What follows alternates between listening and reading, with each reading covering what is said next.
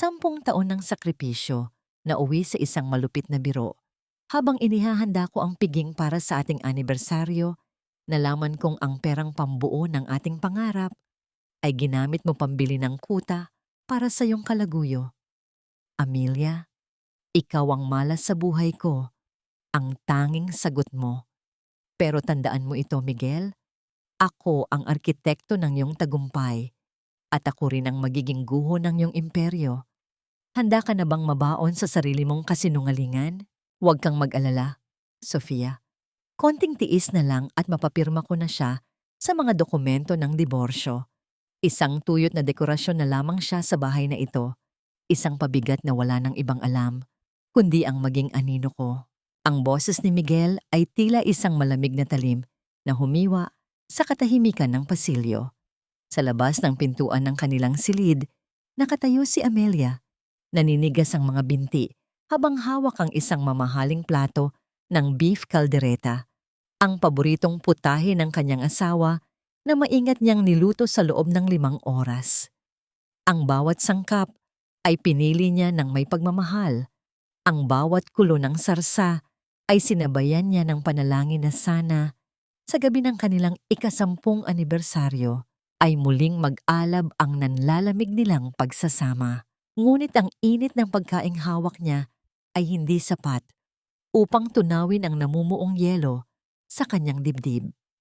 Sa kabilang dako ng pinto, narinig niya ang malanding tawa ng isang babae sa kabilang linya ng telepono at ang kasunod na mga salita ni Miguel ay mas masahol pa sa isang sampal. Ano naman kung anibersaryo namin ngayon? Para sa akin, isa lang itong ordinaryong Miyerkules na kailangan kong tiisin kasama ang isang babaeng hindi na marunong mag-ayos ng sarili. Hintayin mo lang ang regalo ko sa iyo, mahal. Isang penthouse sa Makati. Sa pangalan mo mismo. Galing yan sa pinaghirapan namin ng anino ko. Dahan-dahang nanginig ang mga kamay ni Amelia. Ang mabigat na platerong pilak na simbolo ng kanyang pagsisikap bilang isang asawa ay tila naging isang toneladang pasanin. Naramdaman niya ang init ng kaldereta na tumatapon sa kanyang mga daliri, napapaso ang kanyang balat. Ngunit ang sakit na yon ay wala pa sa kalingkingan ng hapdi sa kanyang puso. Ang kanyang paningin ay nagsimulang lumabo dahil sa nagbabadyang mga luha at ang bawat tibok ng kanyang puso ay tila isang martilyo na nagwawasak sa kanyang pagkatao. Ito ba ang kapalit ng 10 taon?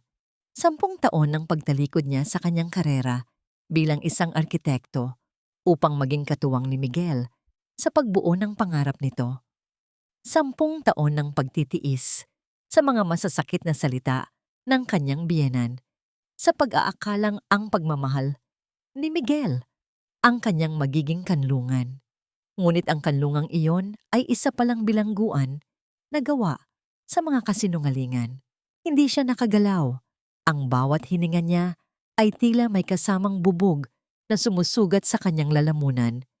Gusto niyang sumigaw, gusto niyang sipay ng pinto at isampal sa mukha ng asawa ang lahat ng sakripisyong ibinigay niya. Ngunit ang tanging nagawa niya ay ang dahan-dahang ilapag ang plato sa sahig ng pasilyo. Ang tunog ng porselana na sumasayad sa tiles ay tila isang malungkot na paalam sa lahat ng kanyang binuo. Nanatili siyang nakatayo roon, yakap ang sariling mga braso habang ang lamig ng gabi ay dahan-dahang nanunuot sa kanyang mga buto. Sa loob ng silid, patuloy ang masayang pakikipag-usap ni Miguel sa kanyang kalaguyo, nagpaplano ng kinabukasang hindi kasama si Amelia. Ang lalaking pinangakuan niya ng habambuhay ay siya ring arkitekto na nagtatayo ng kabaong para sa kanilang relasyon. Tumingala si Amelia sa kisame. Sinusubukang pigilin ang pagbagsak ng kanyang mundo. Ngunit ang mga luha ay traidor na gumulong sa kanyang pisngi. Ang bawat butil ng luha ay may dalang alaala ng bawat sakripisyo, bawat puyat, at bawat pagkakataong pinili niyang maniwala sa kabila ng mga duda. Sa sandaling iyon, ang Amelia na masunurin, ang Amelia na martir, at ang Amelia na laging nagpaparaya ay dahan-dahang namamatay kasabay ng bawat salitang namumutawi sa bibig ng kanyang asawa. Ang kanyang pagkatao ay tila isang lumang gusali na pinaguho ng isang malakas na lindol, nag-iiwan lamang ng mga abo at guho ng nakaraan. Habang nakikinig sa huling halakhak ni Miguel, bago nito ibaba ang telepono, isang tanong ang paulit-ulit na umalingaw-ngaw sa isipan ni Amelia. Isang tanong na magiging mitya ng isang apoy na hindi na muling matatapos. Hanggang kailan mo papayagang maging anino ang iyong sarili sa loob ng bahay na ikaw mismo ang nagtayo ng pundasyon? Bakit ka ba laging nakatayo dyan na parang tuod? You look like a ghost, Amelia. Nakakatakot ka ng tingnan. Ang boses ni Miguel ay walang bakas ng pagsisisi nang buksan niya ang pinto at tumambad sa kanya ang asawang tila nawalan ng kaluluwa. Hindi niya man lamang napansin ang namumulang balat sa mga daliri ni Amelia dahil sa pagkakapaso o ang gulo ng buhok nito dahil sa buong araw na paghahanda sa kusina. Ang tanging tiningnan niya ay ang nagkalat na beef caldereta sa sahig. Ang putahing pinaghirapan ni Amelia na ngayon ay isa na lamang madungis na mantsa sa kanyang mamahaling tiles. Look at what you did! Napaka-clumsy mo talaga kahit kailan. 10 years, Amelia. 10 years tayong kasal, pero hanggang ngayon, hindi mo pa rin alam kung paano magdala ng isang simpleng plato nang hindi nagkakalat. Pagpapatuloy ni Miguel habang marahas na humahakbang palampas sa asawa, tila ba isang basura ang turing niya rito. Sinubukan ni Amelia na bumuka ang bibig, ngunit tila may mga tinik na nakabara sa kanyang lalamunan. Ang bawat salita ni Miguel ay parang mga martilyo na pilit dinudurog ang natitira niyang dangal. Gusto niyang itanong kung sino si Sofia.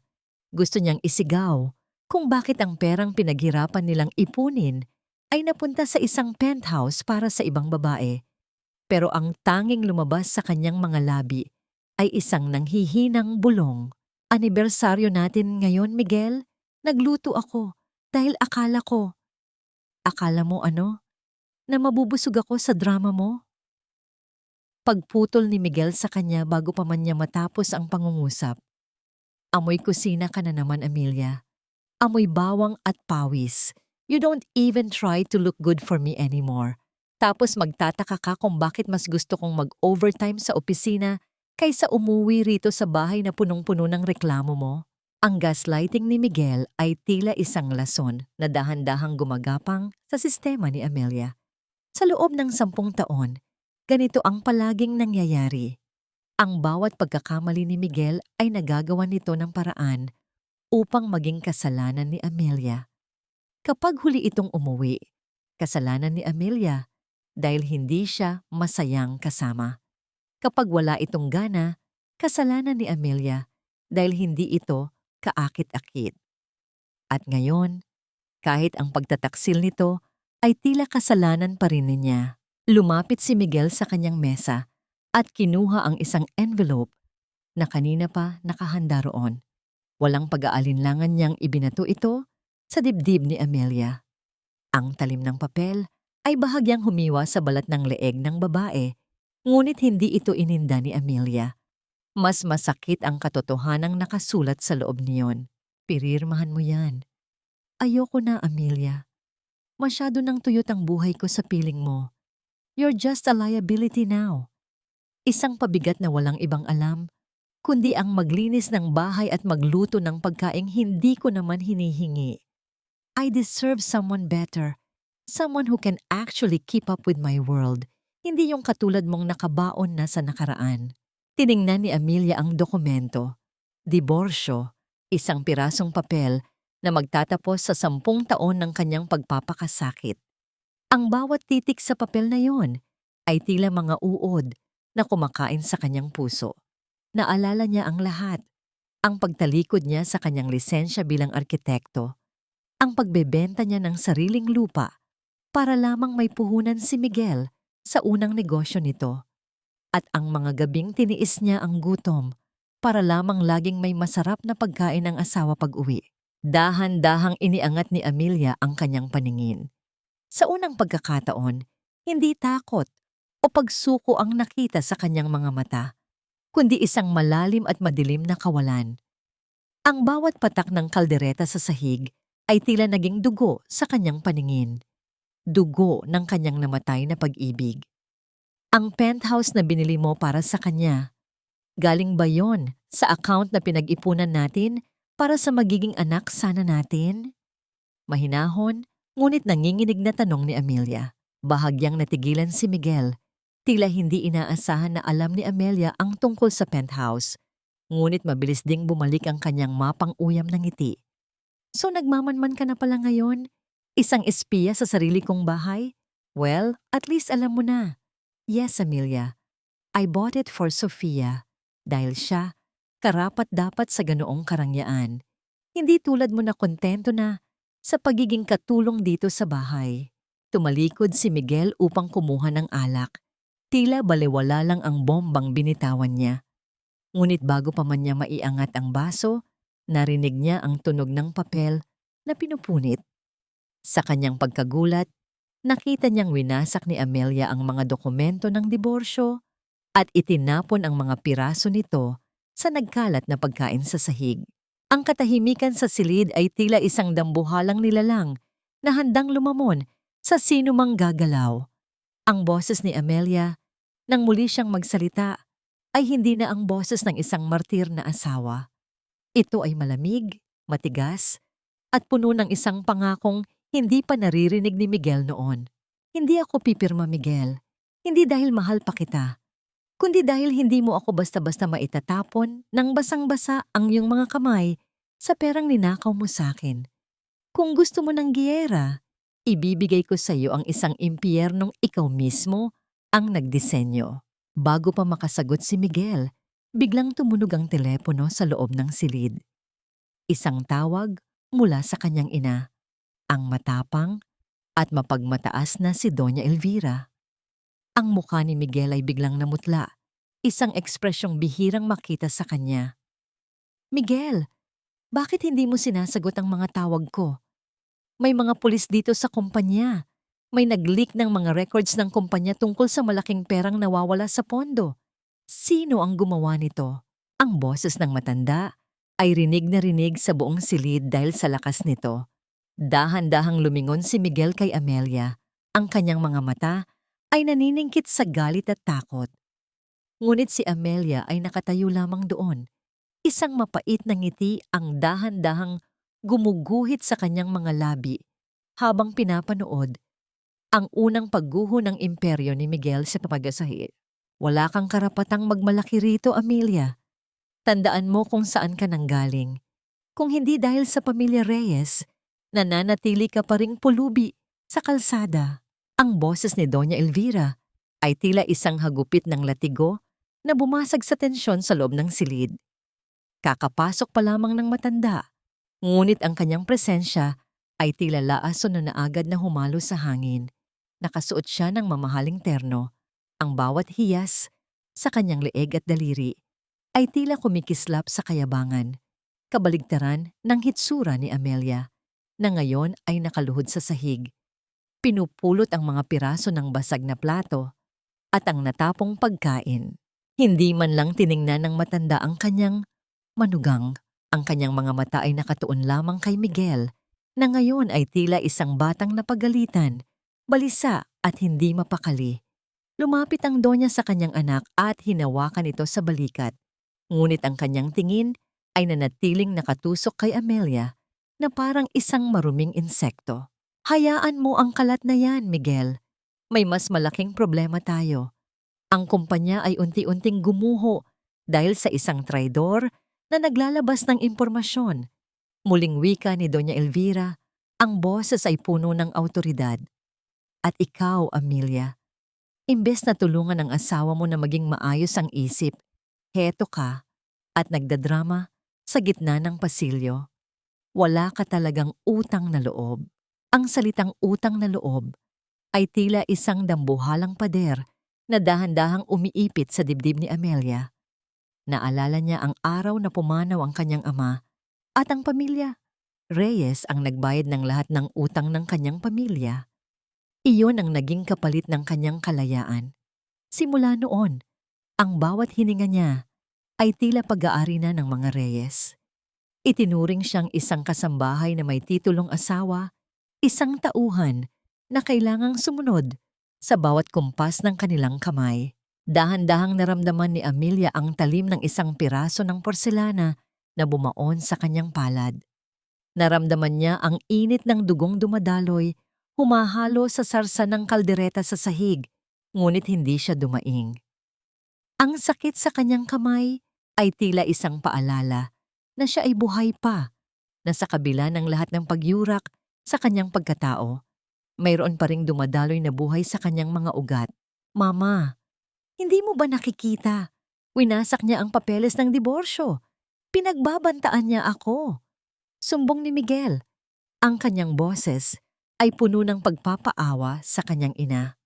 Alam niya ang tungkol sa penthouse at tingin ko siya ang nasa likod ng leak sa kumpanya. Humarap si Doña Elvira kay Amelia. Ang kanyang mukha ay namumula sa galit. Humakbang siya palapit at walang babalang itinapak ang kanyang mamahaling sapatos sa kamay ni Amelia na kasalukuyang nakadapo sa sahig. Naramdaman ni Amelia ang bigat ng matanda, ang sakit ng pagkakaipit ng kanyang mga daliri sa pagitan ng matigas na takong at ng malamig na tiles, ngunit nanatili siyang tahimik. Ang kanyang mga mata ay nanatiling nakatitig sa sahig, tinitingnan ang sariling dugo na dahan-dahang kumakalat. Gagawin mo yan pagkatapos ng lahat ng itinulong namin sa'yo, bulyaw ng matanda. Isang hamak na anak ng arkitektong bangkarote, binigyan namin ng marangal na pangalan, tapos sisirain mo ang anak ko? Tandaan mo, Amelia, sa isang pitik ko lang, mabalabalik ka sa putikan. Huwag mong subukan ang pasensya ko. Sa ilalim ng sakit, isang malamig na kaisipan ang nabuo sa isipan ni Amelia. Ang utang na loob na palaging ibinabato sa kanya ay matagal na niyang nabayaran. Nabayaran na niya ito ng 10 taon ng kanyang buhay, ng kanyang mga pangarap na itinapon sa basura at ng kanyang dangal na hinayaan niyang tapakan. Dahan-dahang iniangat ni Amelia ang kanyang ulo. Ang kanyang buhok ay gulo-gulo. Ang kanyang mukha ay basa ng pawis at luha. Ngunit ang kanyang mga mata ay may kislap na tila isang nagbabagang uling. Tumingin siya ng diretso sa mga mata ni Doña Elvira, isang tingin na hindi kailanman nagawa ng isang sunod-sunuran. Ang utang na loob ay hindi lisensya para gawin ninyo akong hayop sa sarili kong pamamahay, Doña Elvira. Mahinahon, ngunit mariing wika ni Amelia. Kung iniisip ninyo na babalik ako sa putikan ng mag-isa, nagkakamali kayo. Kung lulubog ako, sisiguraduhin kong kasama ko kayong lahat sa kailaliman. Nabigla ang matanda sa narinig. Bahagya niyang iniatras ang kanyang paa. Tila hindi makapaniwala na ang babaeng dati ay hindi makatingin ng diretso sa kanya ay mayroon palang itinatagong pangil. Si Miguel naman ay nanatiling nakatayo sa tabi. Ang takot ay muling bumakas sa kanyang mukha. Sa gitna ng tensyon, biglang bumukas ang pintuan ng bahay. Isang lalaking nakasuot ang pumasok. Ang mukha ay seryoso at may dalang aura ng awtoridad. Ito ay si David Santos, ang abogado na matagal nang hindi nakikita ng pamilya Reyes. Ngunit ang kanyang pagdating sa oras na ito ay hindi isang aksidente. Tiningnan ni David ang eksena, ang pagkain sa sahig, ang sugatang kamay ni Amelia, at ang mapang-aping anyo ng pamilya Reyes. Isang madilim na ekspresyon ang dumaan sa kanyang mukha bago siya muling tumingin kay Amelia nang may halong pag-aalala at determinasyon. Amelia, handa na ang lahat, wika ni David. Ang kanyang boses ay sapat na lakas upang marinig ng lahat. Ang tanong ay, handa ka na bang ilabas ang tunay na arkitektura ng katotohanan? Lumingon si Miguel kay David. Ang kanyang mga mata ay nanlalaki. Santos, anong ginagawa mo rito? Bakit ka narito sa oras ng gabi? Hindi sumagot si David sa kanya. Sa halip, lumapit siya kay Amelia at inabutan ito ng isang puting panyo upang ibalot sa sugatan nitong kamay. Sa sandaling iyon, Ang katahimikan ay tila isang hudyat ng bagyong paparating. Habang hawak ang panyo, isang tanong ang nanatiling nakabitin sa hangin, tila isang mitya na naghihintay na magliyab. Hanggang kailan kayang tiisin ng isang tao ang pagiging anino bago niya tuluyang sunugin ang bahay na kumukulong sa kanya? Anong ginagawa ng isang hamak na abogado sa pamamahay ko sa ganitong oras? Hindi ba tinanggal na kita sa serbisyo ng kumpanya noong nakaraang taon dahil sa iyong pagiging pakialamero? Ang boses ni Doña Elvira ay tila isang matalim na kislap ng kidlat na pilit binabasag ang pag-asang dala ng pagdating ni David. Ngunit ang lalaking nasa harap niya ay hindi natinag. Nanatiling kalmado si David, ang kanyang mga mata ay nakatutok lamang sa sugatang kamay ni Amelia na kasalukuyang binabalot niya ng panyo. Ang init ng kanyang mga daliri na dahan-dahang humahawak sa nanginginig na balat ni Amelia ay tila isang gamot sa gitna ng malamig na kawalan. Sa loob ng 10 taon, nakalimutan na ni Amelia ang pakiramdam ng isang haplos na walang hinihinging kapalit. Ang pakiramdam ng pagtrato sa kanya bilang isang tao at hindi bilang isang gamit. Ang kaibahan ay tila isang mapait na biro. Ang kanyang asawa ay nakatayo sa isang sulok, nanginginig sa takot para sa sariling posisyon, habang ang isang estrangherong mula sa kanyang nakaraan ang siyang nagbibigay ng proteksyon. Hindi ako narito bilang abogado ng kumpanya ninyo, Doña Elvira. Mahinahong sagot ni David, ngunit may diin sa bawat salita na tila isang babala. Narito ako bilang legal counsel ni Amelia Reyes, at kung iniisip ninyo na maaari ninyong saktan ang aking kliyente sa loob ng sarili niyang bahay nang walang pananagutan, nagkakamali kayo ng kinalaban. Isang malakas na tawa ng pang-uuyam ang lumabas sa bibig ni Miguel. Kliyente! Amelia, wala kang pambayad sa isang abogadong tulad ni Santos. Ang bawat sentimong nasa bulsa mo ay galing sa akin. Nakalimutan mo na ba? Kahit ang damit na suot mo, ako ang bumili niyan. Naramdaman ni Amelia ang muling pag-alon ng kahihiyan. Ngunit sa pagkakataong ito, hindi niya hinayaang malunod ang kanyang sarili. Gamit ang tulong ng bisig ni David, dahan-dahan siyang tumayo. Ang kanyang mga binti ay tila gawa sa marupok na salamin. Bawat galaw ay may kaakibat na sakit, ngunit nanatili siyang matuwid. Tiningnan niya ang kanyang asawa, ang lalaking minsan niyang itinuring na mundo, ngunit ngayon ay tila isang maliit at kaawa-awang nilalang na nagtatago sa likod ng palda ng kanyang ina. Ang damit na ito, Miguel, ang perang sinasabi mo, lahat ng yan ay kinuha mo sa pawis at dangal ko. Ang boses ni Amelia ay tila isang malamig na bulong na dahan-dahang lumalakas. Akala mo ba hindi ko alam? Ang mga accounts na pinapakialaman mo, ang mga pondo ng kumpanya na inililihis mo sa sarili mong bulsa para mapakain ang luho ng iyong kalaguyo. Lahat ng yan ay may bakas. Ang katahimikan na sumunod ay tila isang mabigat na kumot na bumalot sa buong silid. Ang mukha ni Miguel ay nawalan ng kulay. Ang kanyang mga labi ay nanginig, ngunit walang salitang lumabas. Ang Donya naman ay nanatiling nakatitig kay David. Ang kanyang isipan ay tila isang mabilis na makinang naghahanap ng paraan kung paano lulusot sa sitwasyon. Amelia, kailangan na nating umalis. Bulong ni David sa kanya. Ang kanyang boses ay puno ng pag-aalala. Hindi ligtas para sa iyo ang manatili rito habang hindi pa natin na ilalatag ang lahat ng ebidensya sa korte. Tiningnan ni Amelia ang paligid ng bahay. Ang mga kurtinang siya ang pumili. Ang mga kasangkapang siya ang nag-ayos. Ang bawat sulok na nilagyan niya ng bahagi ng kanyang kaluluwa. Ang pag-alis sa bahay na ito ay tila pagpunit sa isang bahagi ng kanyang pagkatao. Ngunit alam niyang kung mananatili siya, tuluyan siyang mabubulok sa ilalim ng mga anino ng pamilya Reyes. Wait! Hindi ka pwedeng umalis ng ganoon na lang, sigaw ni Doña Elvira. Pilit na humahabol habang naglalakad sina Amelia at David patungo sa pinto. Amelia, tandaan mo ang utang na loob mo sa amin.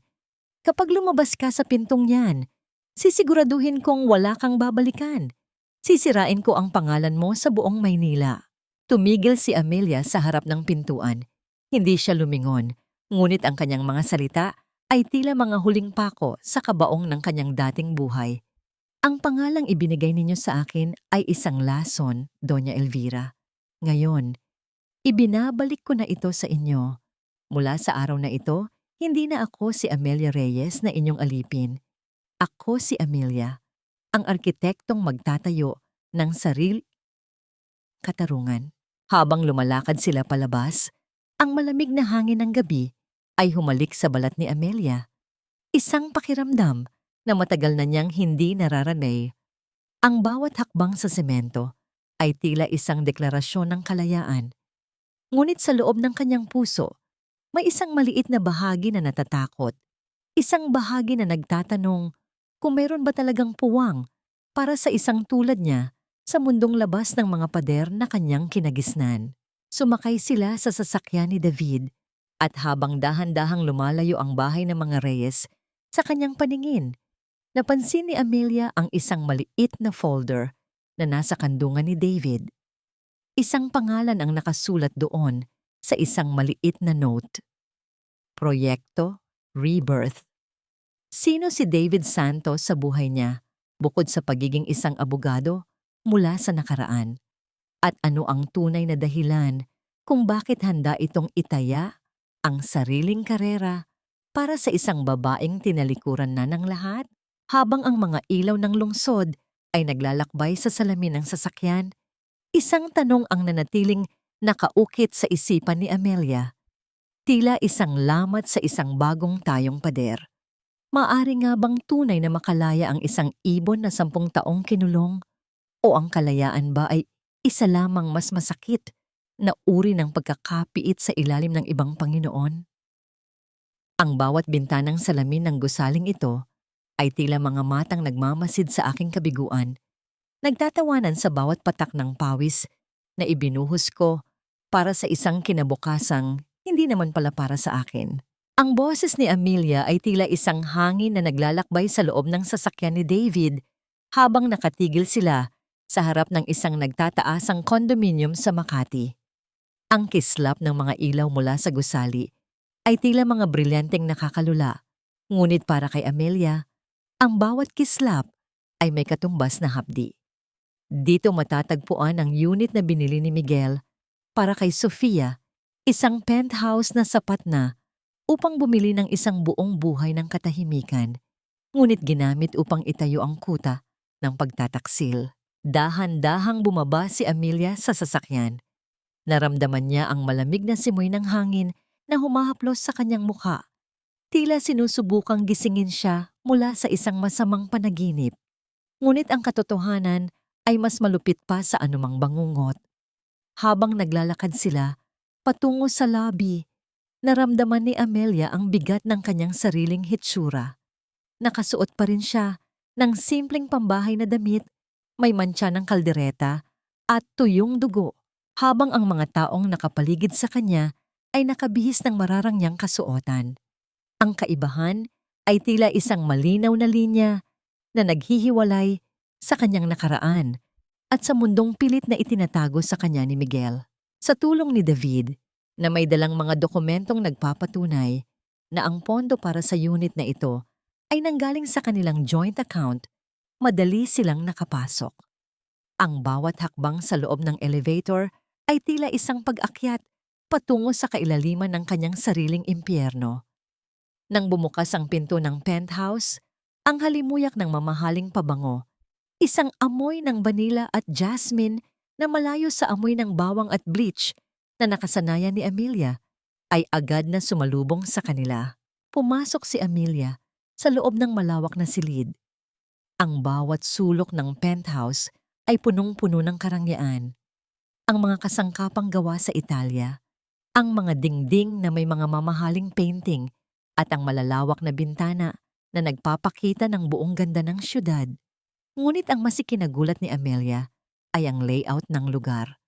Ang bawat kurbada ng pader, ang pagkakalagay ng mga ilaw, at ang disenyo ng balkonahe. Lahat ng ito ay pamilyar sa kanya.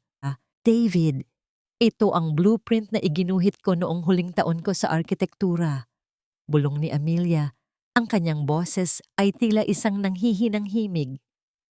Ang pangarap kong bahay. Ang disenyo na ipinakita ko kay Miguel nung nangako siyang sabay naming itatayo ang aming kinabukasan. Naramdaman ni Amelia ang biglang paglambot ng kanyang mga tuhod. Napahawak siya sa isang silya, ang kanyang mga daliri ay nanginginig habang hinahaplos ang tela nito. Hindi lamang pala ang kanyang pera at ang kanyang tiwala ang ninakaw ni Miguel. Ninakaw din nito ang kanyang mga pangarap, ang kanyang sining at ang kanyang identidad bilang isang arkitekto upang ibigay ito sa isang babaeng walang ibang ginawa kundi ang sirain ang kanyang pamilya. Habang iniikot ni Amelia ang paningin, napansin niya ang isang maliit na silid sa dulo ng pasilyo. Ang pintuan ay bahagyang nakabukas at ang kulay ng loob nito ay isang malambot na asul. Dahan-dahan siyang lumapit. Ang kanyang puso ay tila isang tambol na nagbababadya ng panganib. Nang tuluyan niyang mabuksan ang pinto, tila tumigil ang pag-ikot ng mundo. Ang silid ay isang nursery, isang silid para sa isang sanggol. Punong-puno ito ng mga laruan, isang magandang crib, at isang malaking painting ng isang pamilya. Si Miguel, si Sofia at isang maliit na bata. Ang bawat detalye sa silid na yon ay tila 1,000 karayom na sabay-sabay na bumaon sa puso ni Amelia. Sa loob ng 10 taon, palaging sinasabi ni Miguel na hindi pa sila handa para sa isang anak, na kailangan muna nilang mag-ipon, na ang problema ay nasa katawan ni Amelia. Ngunit dito, sa loob ng lihim na kuta na ito, mayroon ng nabuong pamilya na kailanman ay hindi ipinagkaloob sa kanya. Kaya pala palagi mong sinasabing kulang ako. Bulong ni Amelia sa gitna ng katahimikan. Dahil ang lahat ng sobra sa buhay mo, ibinigay mo na sa kanila. Sa gitna ng kanyang pagdadalamhati, narinig ang tunog ng isang susi na pinihit sa labas ng pintuan ng penthouse. Isang masayang boses ng babae ang umalingaw-ngaw, sinusundan ng pamilyar na tawa ni Miguel. Mahal, siguradong matutuwa ka sa dala kong regalo para sa ating anak. Isang maliit na sapatos na gawa sa tilaok para sa munting prinsipe natin. Wika ni Sofia habang papasok sa loob. Nanigas si Amelia sa kinatatayuan niya. Ang kanyang dugo ay tila naging yelo sa kanyang mga ugat. Lumingon siya kay David, na ngayon ay handa na ring humarap sa darating na bagyo. Ang katahimikan sa loob ng penthouse ay tila isang mitya na dahan-dahang nasusunog, naghihintay ng isang malakas na pagsabog. Nang makita ni Sofia at Miguel ang dalawang tao sa gitna ng kanilang lihim na paraiso, ang saya sa kanilang mga mukha ay agad na napalitan ng isang matinding takot at pagkagulat. Ngunit sa pagkakataong ito, hindi si Amelia ang unang nagsalita. Isang malakas na sampal ng katotohanan ang dahan-dahang gumuguhit sa hangin. Hanggang kailan mo kayang panindigan ang isang paraisong itinayo mo sa ibabaw ng mga bangkay ng pangarap ng taong pinangakuan mo ng katapatan? Nakita mo ba ang mga linyang ito, Miguel? Ang bawat kurba ng pader na ito ay ang pangarap kong ninakaw mo habang pinapatulog mo ako sa mga pangakong walang kasiguraduhan. Ang boses ni Amelia ay hindi na nanginginig.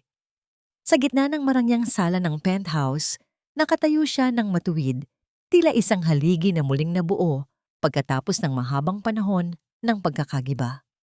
Ang kanyang mga mata ay hindi na nakatingin sa asawa ng may pagmamakaawa, kundi may halong pagkasuklam at isang kakaibang liwanag. Ang liwanag ng isang taong muling nakatagpo ng kanyang nawalang sarili. Amelia, anong karapatan mong pumasok dito? This is private property. Umalis kayo bago ko tawagin ang security. Ang boses ni Sofia ay matinis, tila isang gasgas na plaka na pilit binabasag ang katahimikan. Humakbang ang babae sa harap ni Miguel.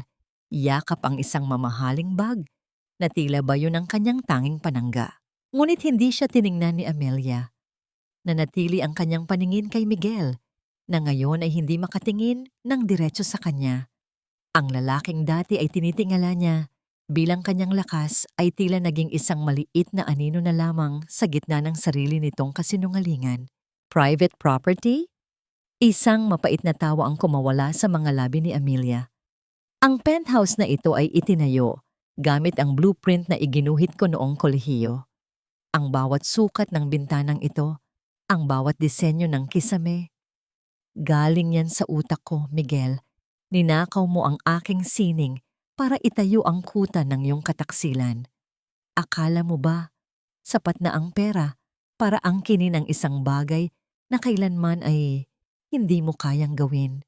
Dahan-dahang lumapit si Amelia sa pader na gawa sa mamahaling marmol. Hinaplos niya ang malamig na ibabaw nito, tila binabasa ang bawat hibla ng kanyang sariling nakaraan. Sa sandaling iyon, hindi na niya nararamdaman ang sakit ng pagtataksil. Ang nararamdaman niya ay ang init ng muling pagkabuhay ng kanyang hilig sa arkitektura.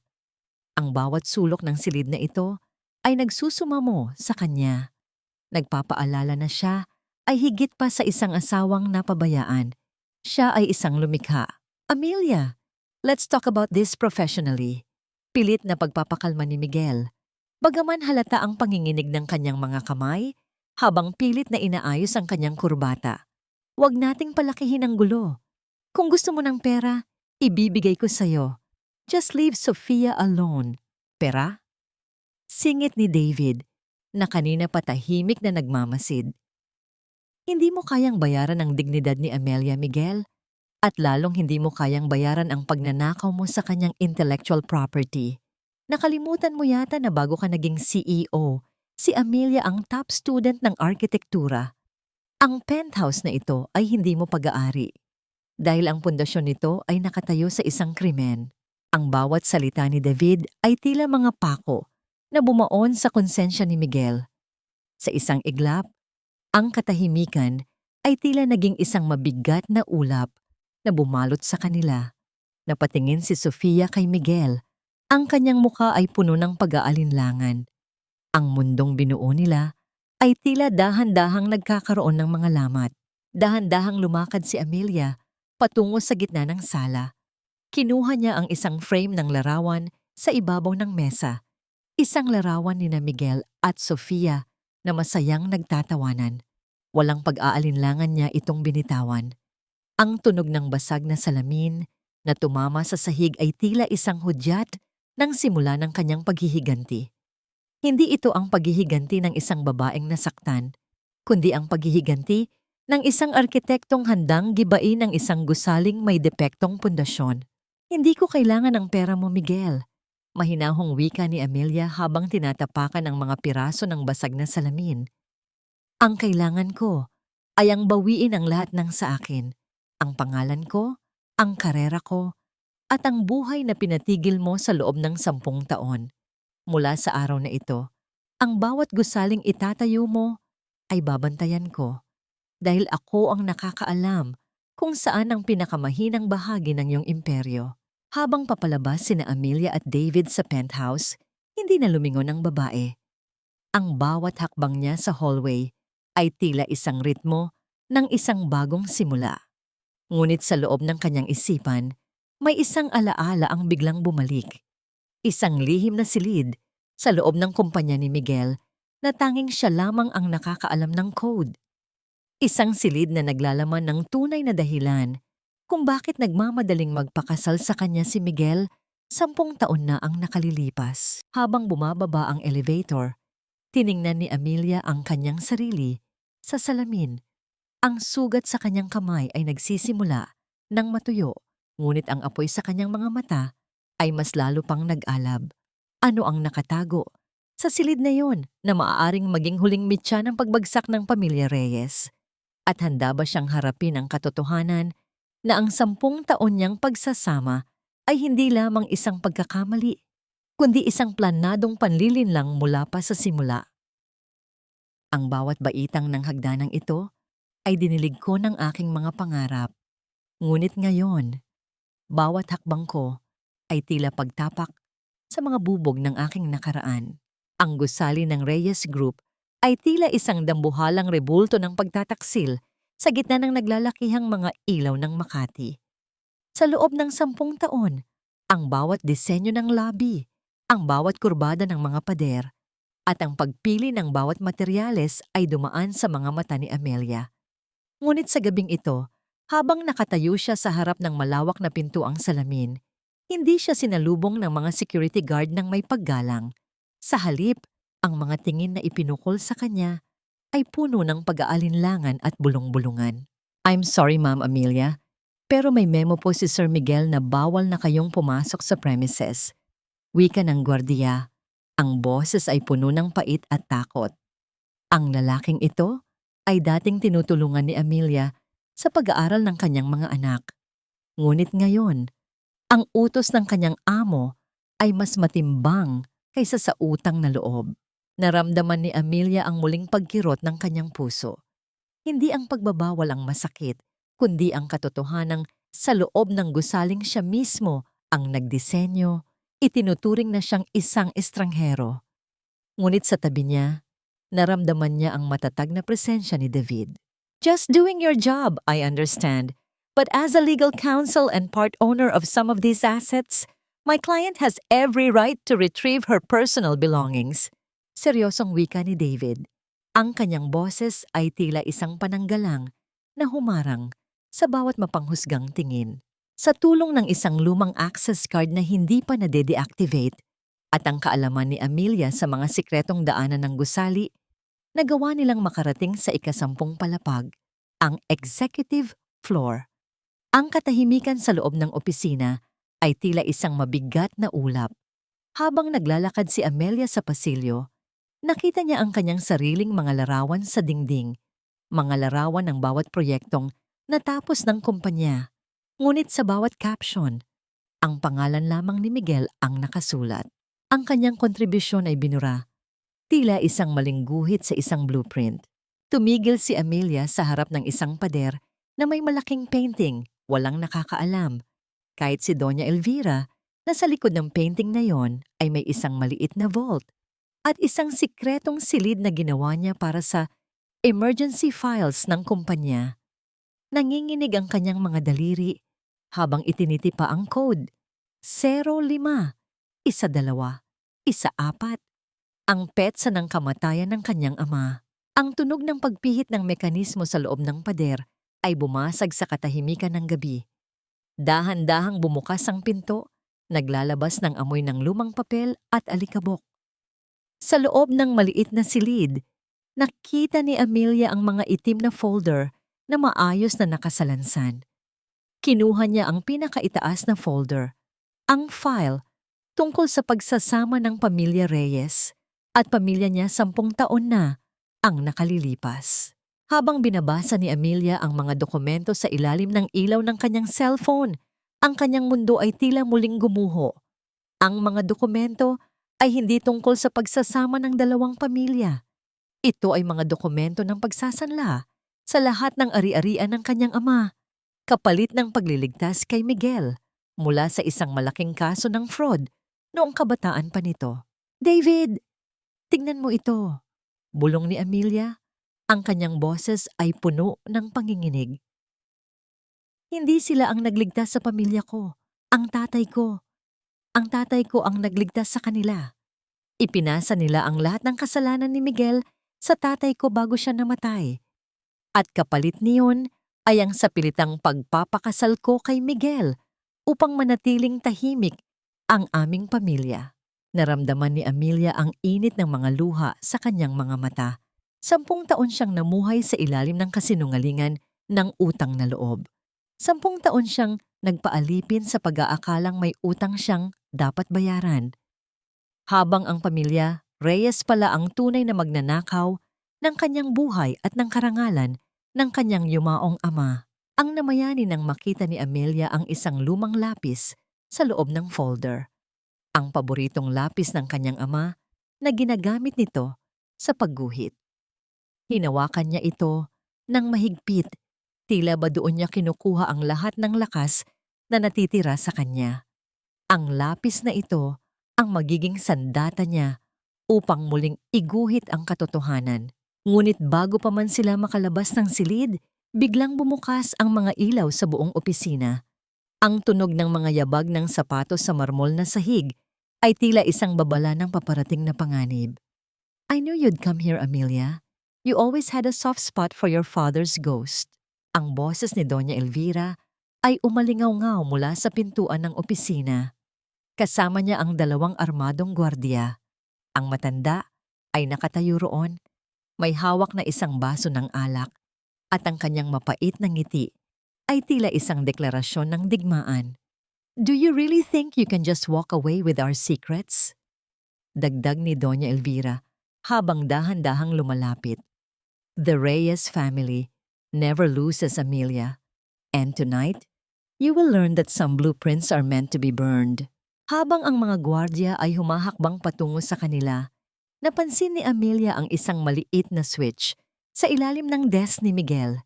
Isang alarm na direktang konektado sa bumbero at pulisya na siya mismo ang naglagay noon para sa seguridad ng kumpanya. Sino ang unang babagsak? Ang arkitektong nakatuklas ng katotohanan o ang reynang handang sunugin ang sariling kaharian para lamang manatiling nakatago ang kanyang mga kasalanan? Walang halaga ang pirasong papel na yan kung wala ka ng buhay para ilabas ito sa mundo, Amelia.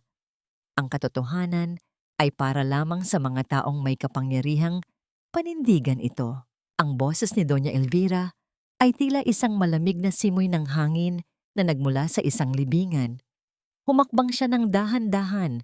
Ang tunog ng kanyang matitigas na takong sa sahig na marmol ay tila isang orasan na nagbibilang ng natitirang sandali para kay Amelia.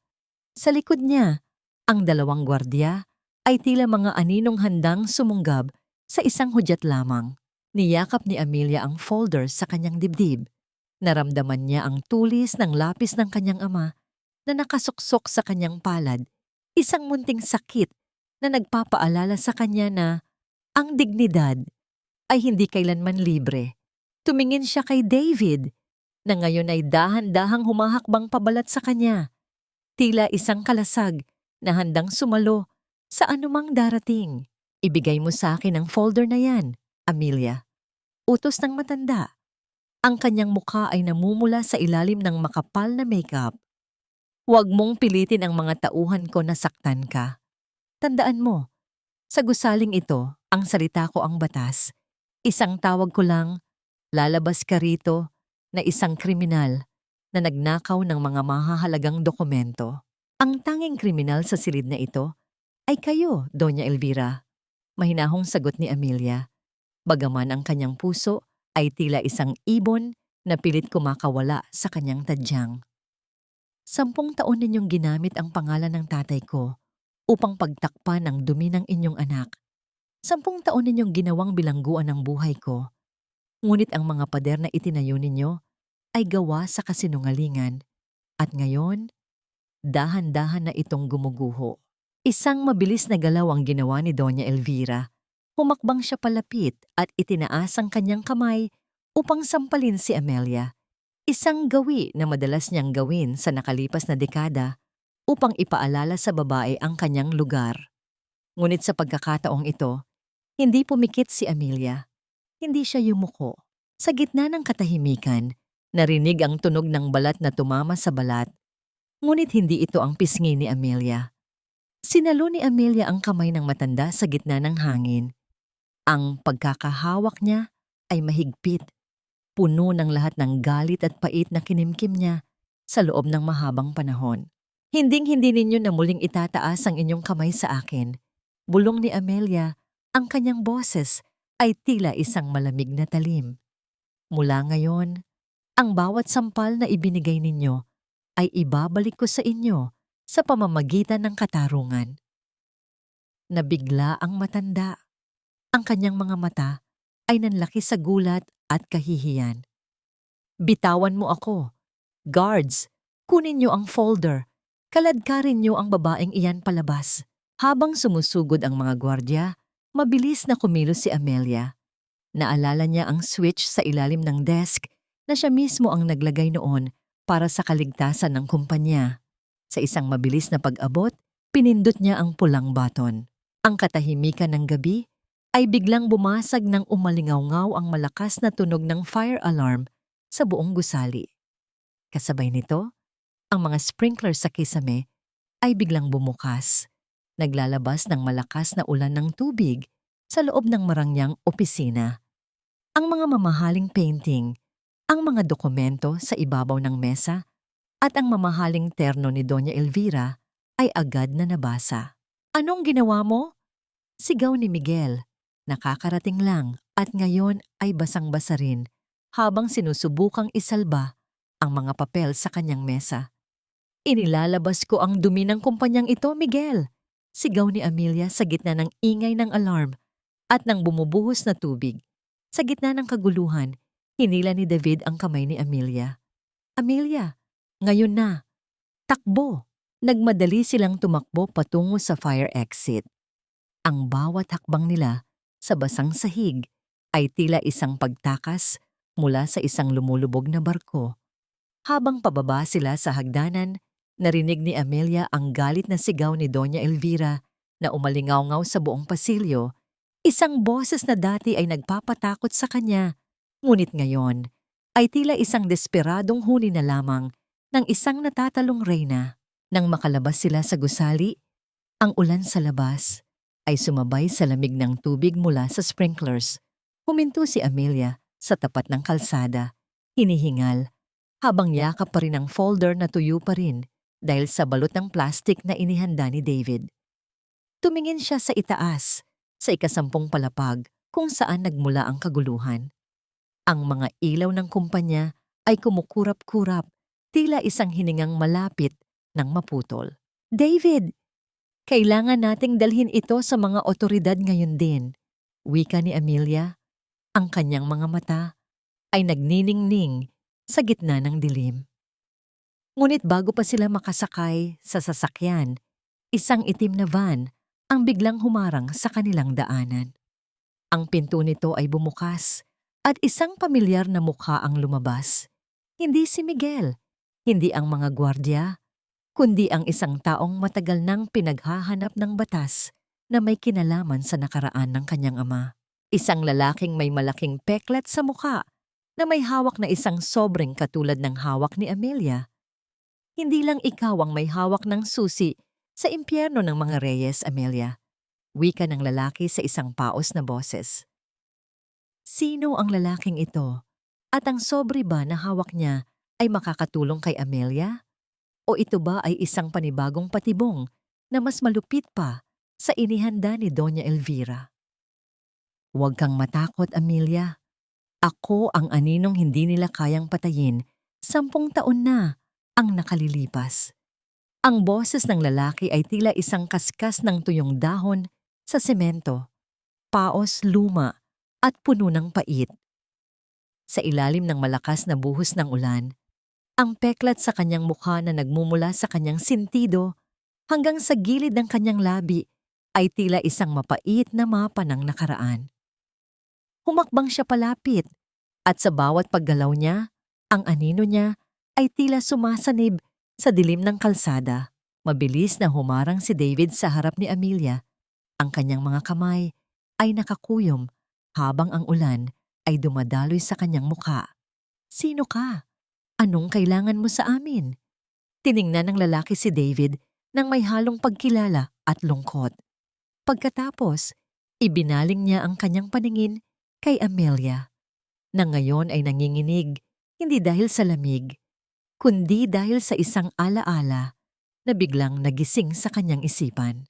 "Mang Carding," bulong ni Amelia, ang kanyang boses ay halos lamunin ng ingay ng ulan. "Ikaw ang accountant ni Papa."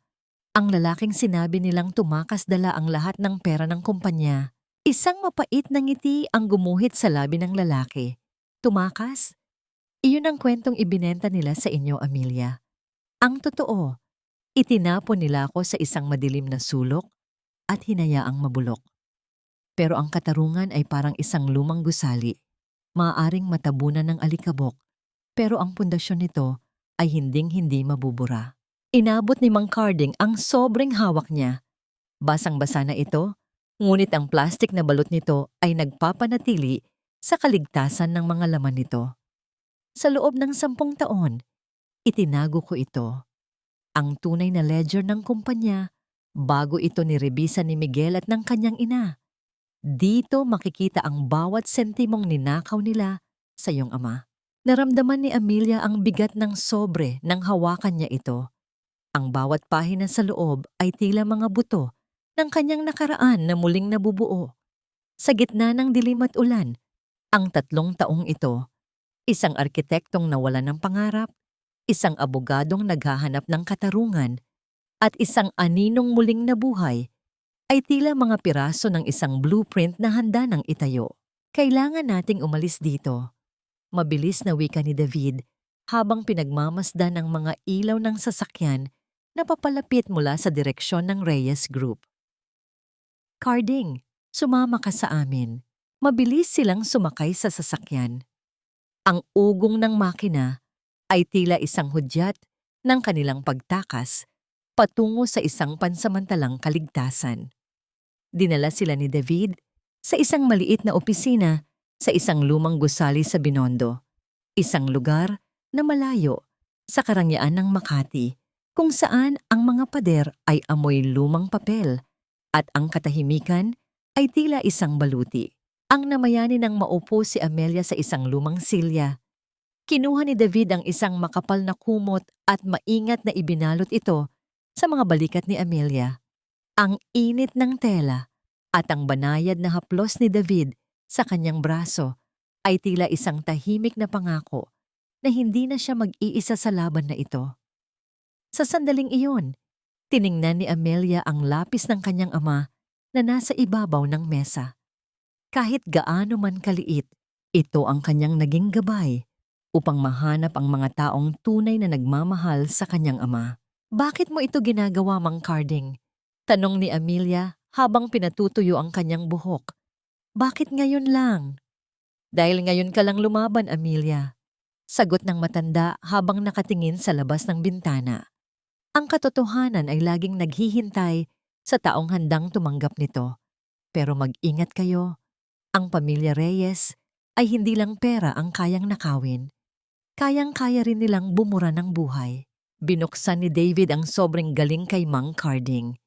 Habang sinusuri niya ang mga dokumento, biglang nagbago ang kanyang ekspresyon. Ang kanyang mga kamay ay nagsimulang manginig at ang kanyang mga mata ay nanlaki sa gulat. Amelia, tignan mo ito, wika ni David. Ang boses ay puno ng kaba. Hindi lang ito tungkol sa pera. May isang file dito tungkol sa insidente ng pagkamatay ng tatay mo sa construction site. 10 taon na ang nakalilipas.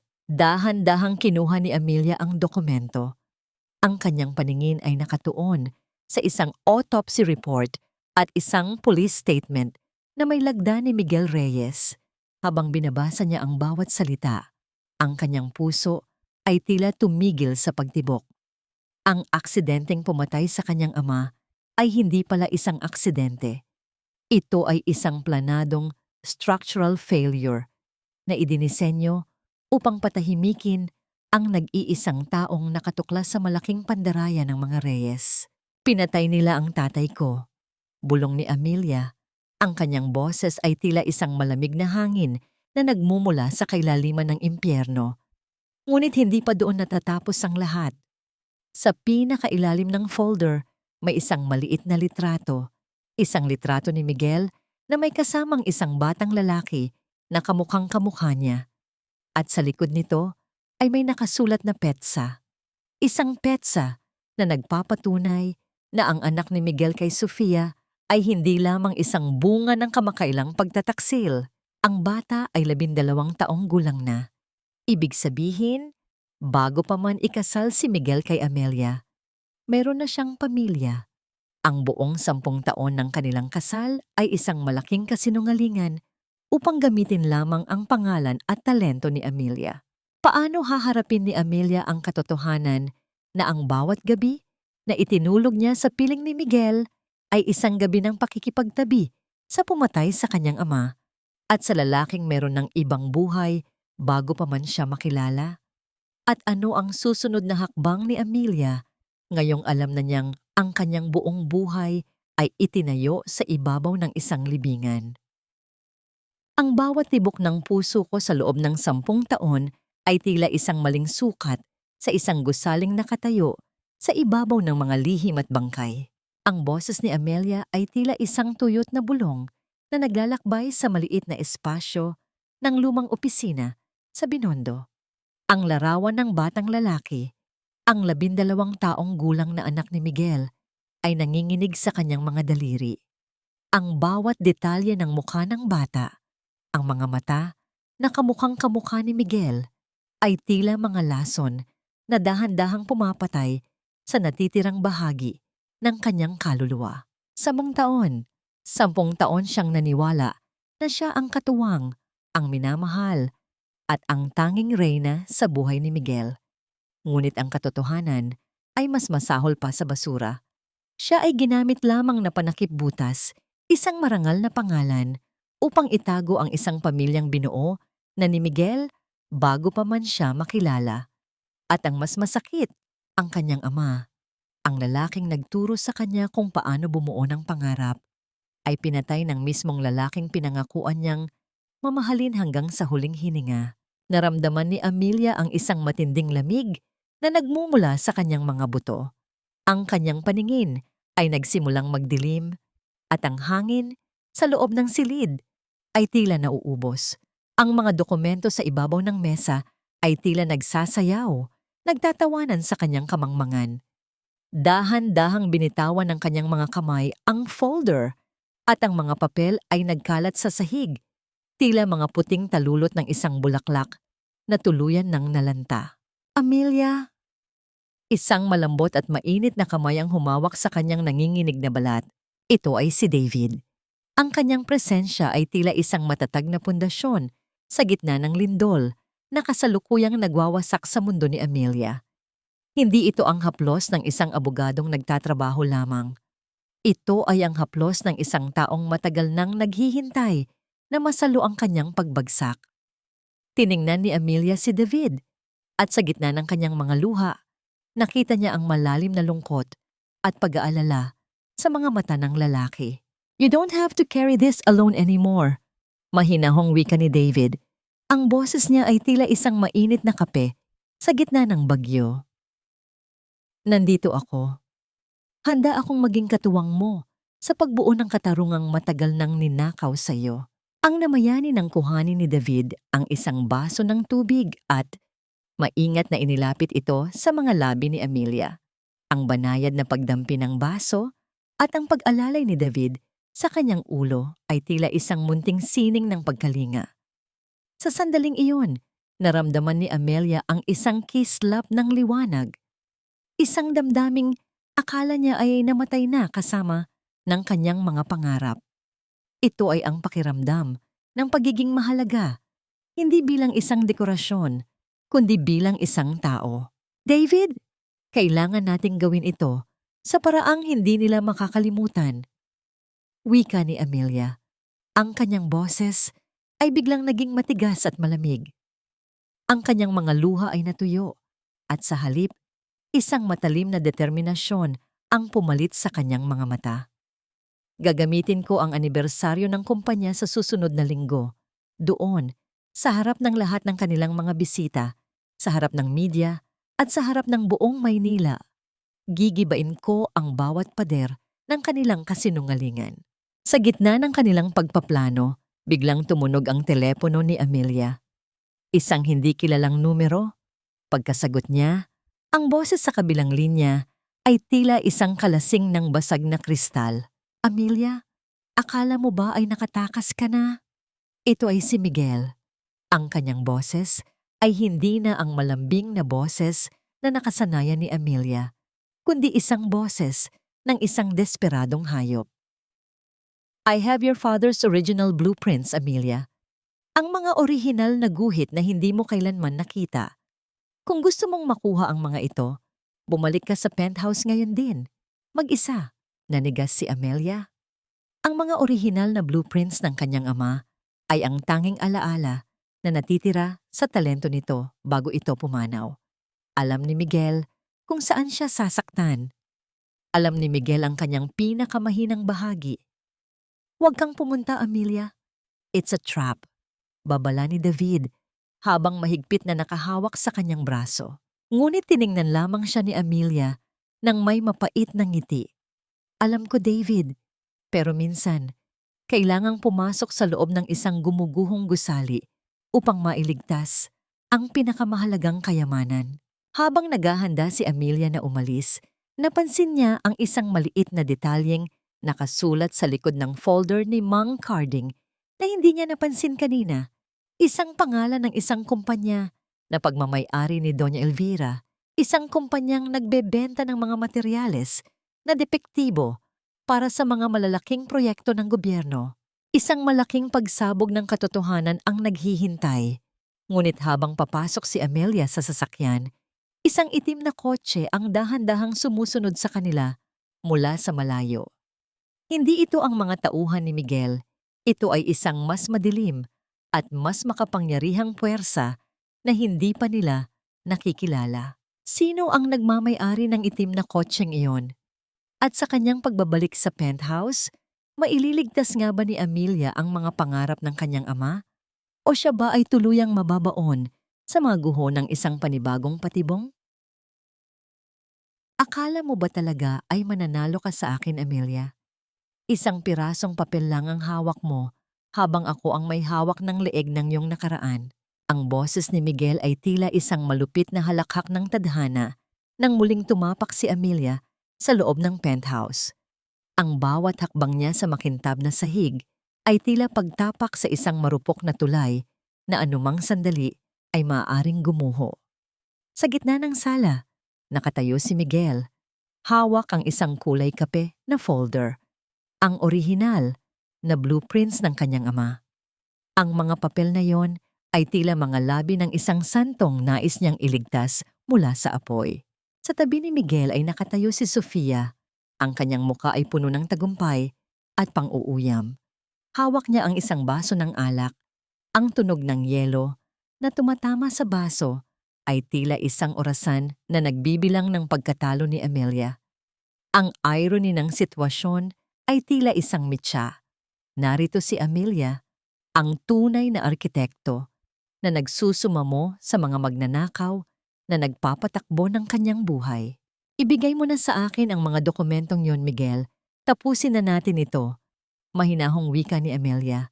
Bagaman sa loob niya ay tila may 1,000 boses na sumisigaw ng galit. Dahan-dahan niyang inilabas ang isang panulat. Ang lamig ng bakal ng ballpen sa kanyang mga daliri ay tila isang babala. Ayon sa kasunduan sa telepono, pipirmahan ni Amelia ang isang confession of theft. Isang kasinungalingang magsasabing siya ang nagnakaw ng pondo ang kumpanya, kapalit ng mga blueprints ng kanyang ama at ang kalayaan ni Mang Carding. Pumirma ka muna bago mo mahawakan ang legacy ng tatay mo, utos ni Miguel habang inilalatag ang dokumento sa ibabaw ng mesa. Ang namayani ng dahan-dahang haplusin ni Amelia ang gilid ng folder na hawak ni Miguel. Naramdaman niya ang gaspang ng lumang papel, ang amoy ng tinta at panahong lumipas. Sa sandaling iyon, ang kanyang isipan ay bumalik sa mga hapon kung saan tinuturuan siya ng kanyang ama na gumuhit ng mga tuwid na linya. Ang bawat linya ay dapat may layunin. Ang bawat sukat ay dapat may katotohanan. Dahan-dahang kinuha ni Amelia ang dokumento ng pag-amin. Tumingin siya kay Miguel. Ang kanyang mga mata ay tila isang malalim na balon ng lungkot. Ngunit sa ilalim ng lungkot na yon, may isang matalim na kislap na hindi napansin ng kanyang asawa. Pinapirma mo ako sa mga dokumento ng kumpanya noong nakaraang buwan nang hindi ko binabasa, Miguel. Akala ko noon, iyon ay para sa ating kinabukasan. Bulong ni Amelia habang idinidikit ang dulo ng panulat sa papel. Ngayon, pipirma ako muli. Pero siguraduhin mong kaya mong panindigan ang bawat titik na isusulat ko. Sa gitna ng kanyang pagpirma, Biglang bumukas ang pintuan ng penthouse. Hindi si David ang pumasok. Ito ay isang matandang lalaki na nakasuit. Ang muka ay seryoso at puno ng awtoridad. Ito ang chairman ng board ng Reyes Group, ang tanging tao na kinatatakutan ni Doña Elvira. Anong ibig sabihin nito, Miguel? Bakit may nagaganap na pirmahan ng pag-amin sa loob ng iyong pribadong unit at hindi sa opisina ng kumpanya?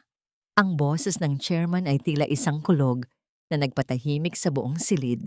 Namutla si Miguel. Ang folder na hawak niya ay dahan-dahang nalaglag sa sahig at ang mga lumang blueprints ng ama ni Amelia ay nagkalat, tila mga dahon sa gitna ng taglaga. Chairman, hindi po, ganito po kasi yan. Nauutal na wika ni Miguel, ngunit hindi na siya pinakinggan ng matanda. Tumingin ang chairman kay Amelia. I received an anonymous email, Amelia. Isang email na naglalaman ng video ng pag-uusap ninyo ni Miguel kanina sa telepono. Isang video na nagpapatunay ng blackmail. Lumingon si Amelia sa labas ng bintana. Doon, sa tapat ng gusali, nakita niya ang isang itim na kotse, ang kotseng sumusunod sa kanila kanina. Sa loob niyon, nakita niya ang isang pamilyar na anino. Hindi ito kalaban. Ito ay si David, na gumamit ng ibang paraan upang makuha ang atensyon ng board. Ngunit bago pa man makapagsalita si Amelia, isang malakas na tunog ng pagbagsak ng baso ang bumasag sa tensyon. Si Sofia ay nakahandusay sa sahig, hawak ang kanyang tiyan. Ang kanyang mukha ay namumula sa sakit. Ang alak. Ungol ni Sofia, habang ang kanyang mga mata ay nakatuon kay Doña Elvira. Nakapapasok lang sa silid na may dalang malamig na tingin. Isang panibagong krimen ang naganap sa harap ng kanilang mga mata. Ang matandang Reyna ay handa na palang magsakripisyo ng kahit na sino, kahit ang magiging apo niya, para lamang mapatahimik ang mga taong nakakaalam ng kanyang lihim. Sino ang tunay na biktima sa gabing ito? Ang asawang pilit bumabangon, ang kalaguyong naging kasangkapan, o ang sanggol na wala pang malay sa gitna ng digmaan ng mga Reyes? At ano ang gagawin ni Amelia ngayong ang katarungan ay dahan-dahang nabubura ng panibagong dugo? Huwag mong sayangin ang luha mo sa isang babaeng bayaran, Miguel. Isang gamit lang siya na kailangan ng itapon dahil masyado ng madaldal at naging palamuti na lang ng iyong mga kasalanan. Ang boses ni Doña Elvira ay tila isang malamig na hangin galing sa kailaliman ng lupa. Walang bahid ng awa habang nakatitig sa nangihinang katawan ni Sofia sa sahig. Ang bawat salita niya ay tila mga pako na bumaon sa katahimikan ng penthouse. Habang si Miguel ay nakatulala at hindi makakilos sa takot, si Amelia, ang babaeng binalak nilang sirain, ang unang lumuhod sa tabi ng kanyang kaagaw. Naramdaman ni Amelia ang panginginig ng mga kamay ni Sophie, ang amoy ng mamahaling alak na humalo sa amoy ng asido at kapaitan ay tila sumusulasok sa kanyang ilong. Sa gitna ng kaguluhan, isang miron ng mithiin ang namayani. Ang arkitekto ng mga gusali ay naging arkitekto ng pag-asa. Maingat niyang inalalay ang ulo ni Sofia. Pinupunasan ang bula sa gilid ng labi nito gamit ang dulo ng kanyang sariling damit. Tumawag kayo ng ambulansya. Ngayon din, sigaw ni Amelia. Ang kanyang boses ay tila isang utos na bumasag sa pagkaduwag ni Miguel. Tumingin si Miguel sa kanyang ina. Ang kanyang mga mata ay nanlalaki sa gulat at pag-aalinlangan. Mama, ikaw ba? Ikaw ba ang naglagay ng kung ano sa alak? Anak ko ang daladala niya. Ang apo mo. Isang mapait na tawa ang kumawala sa mga labi ni Doña Elvira. Apo? Sigurado ka bang sayo ang batang yan, Miguel? O isa lang yan sa mga disenyo ni Sofia para makuha ang pera natin? Tandaan mo, sa pamilyang ito, ang mahihina at ang mga traidor ay walang puwang. Ang chairman ng board na kanina pa nakasaksi sa lahat ay dahan-dahang kukumuha ng kanyang telepono. Ang kanyang muka ay tila isang matigas na bato. Hindi lang ambulansya ang darating, Elvira. Ang pulisya ay nasa ibaba na. Ang video ng blackmail at ang eksenang ito ay sapat na upang ilibing ang pangalan ng mga reyes sa ilalim ng lupa. Ang namayani nang maramdaman ni Amelia ang mahinang hawak ni Sofia sa kanyang palad. Sa gitna ng hapdi at dusa, ang mga mata ng kalaguyo ay nagmakaawa. Walang salitang lumabas. Ngunit sa bawat patak ng luha ni Sofia na pumatak sa kamay ni Amelia, tila may isang lihim na naipasa. Isang tahimik na pag-amin na sa dulo ng lahat, silang dalawang babae ay biktima lamang ng isang sakim na imperyo. Sa gitna ng paghihintay sa tulong, napansin ni Amelia ang isang maliit na lalagyan ng gamot na nalaglag mula sa bulsa ni Doña Elvira. Ang tatak nito ay pamilyar. Isang uri ng lason na madalas gamitin sa mga pestisidyo sa kanilang mga construction sites, ang parehong kemikal na naging sanhi ng aksidente ng kanyang ama 10 taon na ang nakalilipas. Dahan-dahan ang pag-ikot ng mundo para kay Amelia.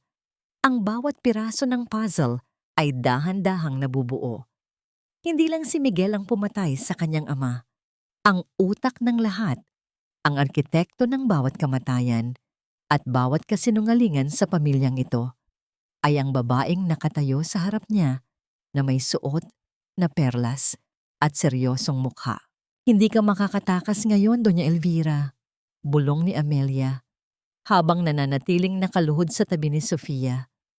Ang bawat buhay na kinuha mo, bawat pangarap na giniba mo, lahat yan ay naniningil na. Ngunit sa halip na matakot, isang matalim na ngiti ang gumuhit sa labi ng matanda. Akala mo ba ay tapos na ang lahat, Amelia? Tingnan mo ang iyong asawa.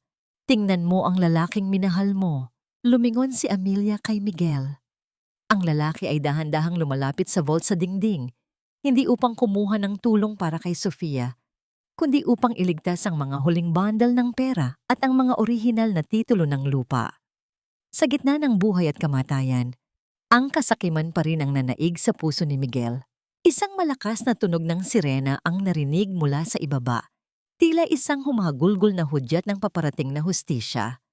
Ngunit bago pa man makapasok ang mga otoridad, isang malakas na pagsabog ng usok ang nagmula sa kusina ng penthouse.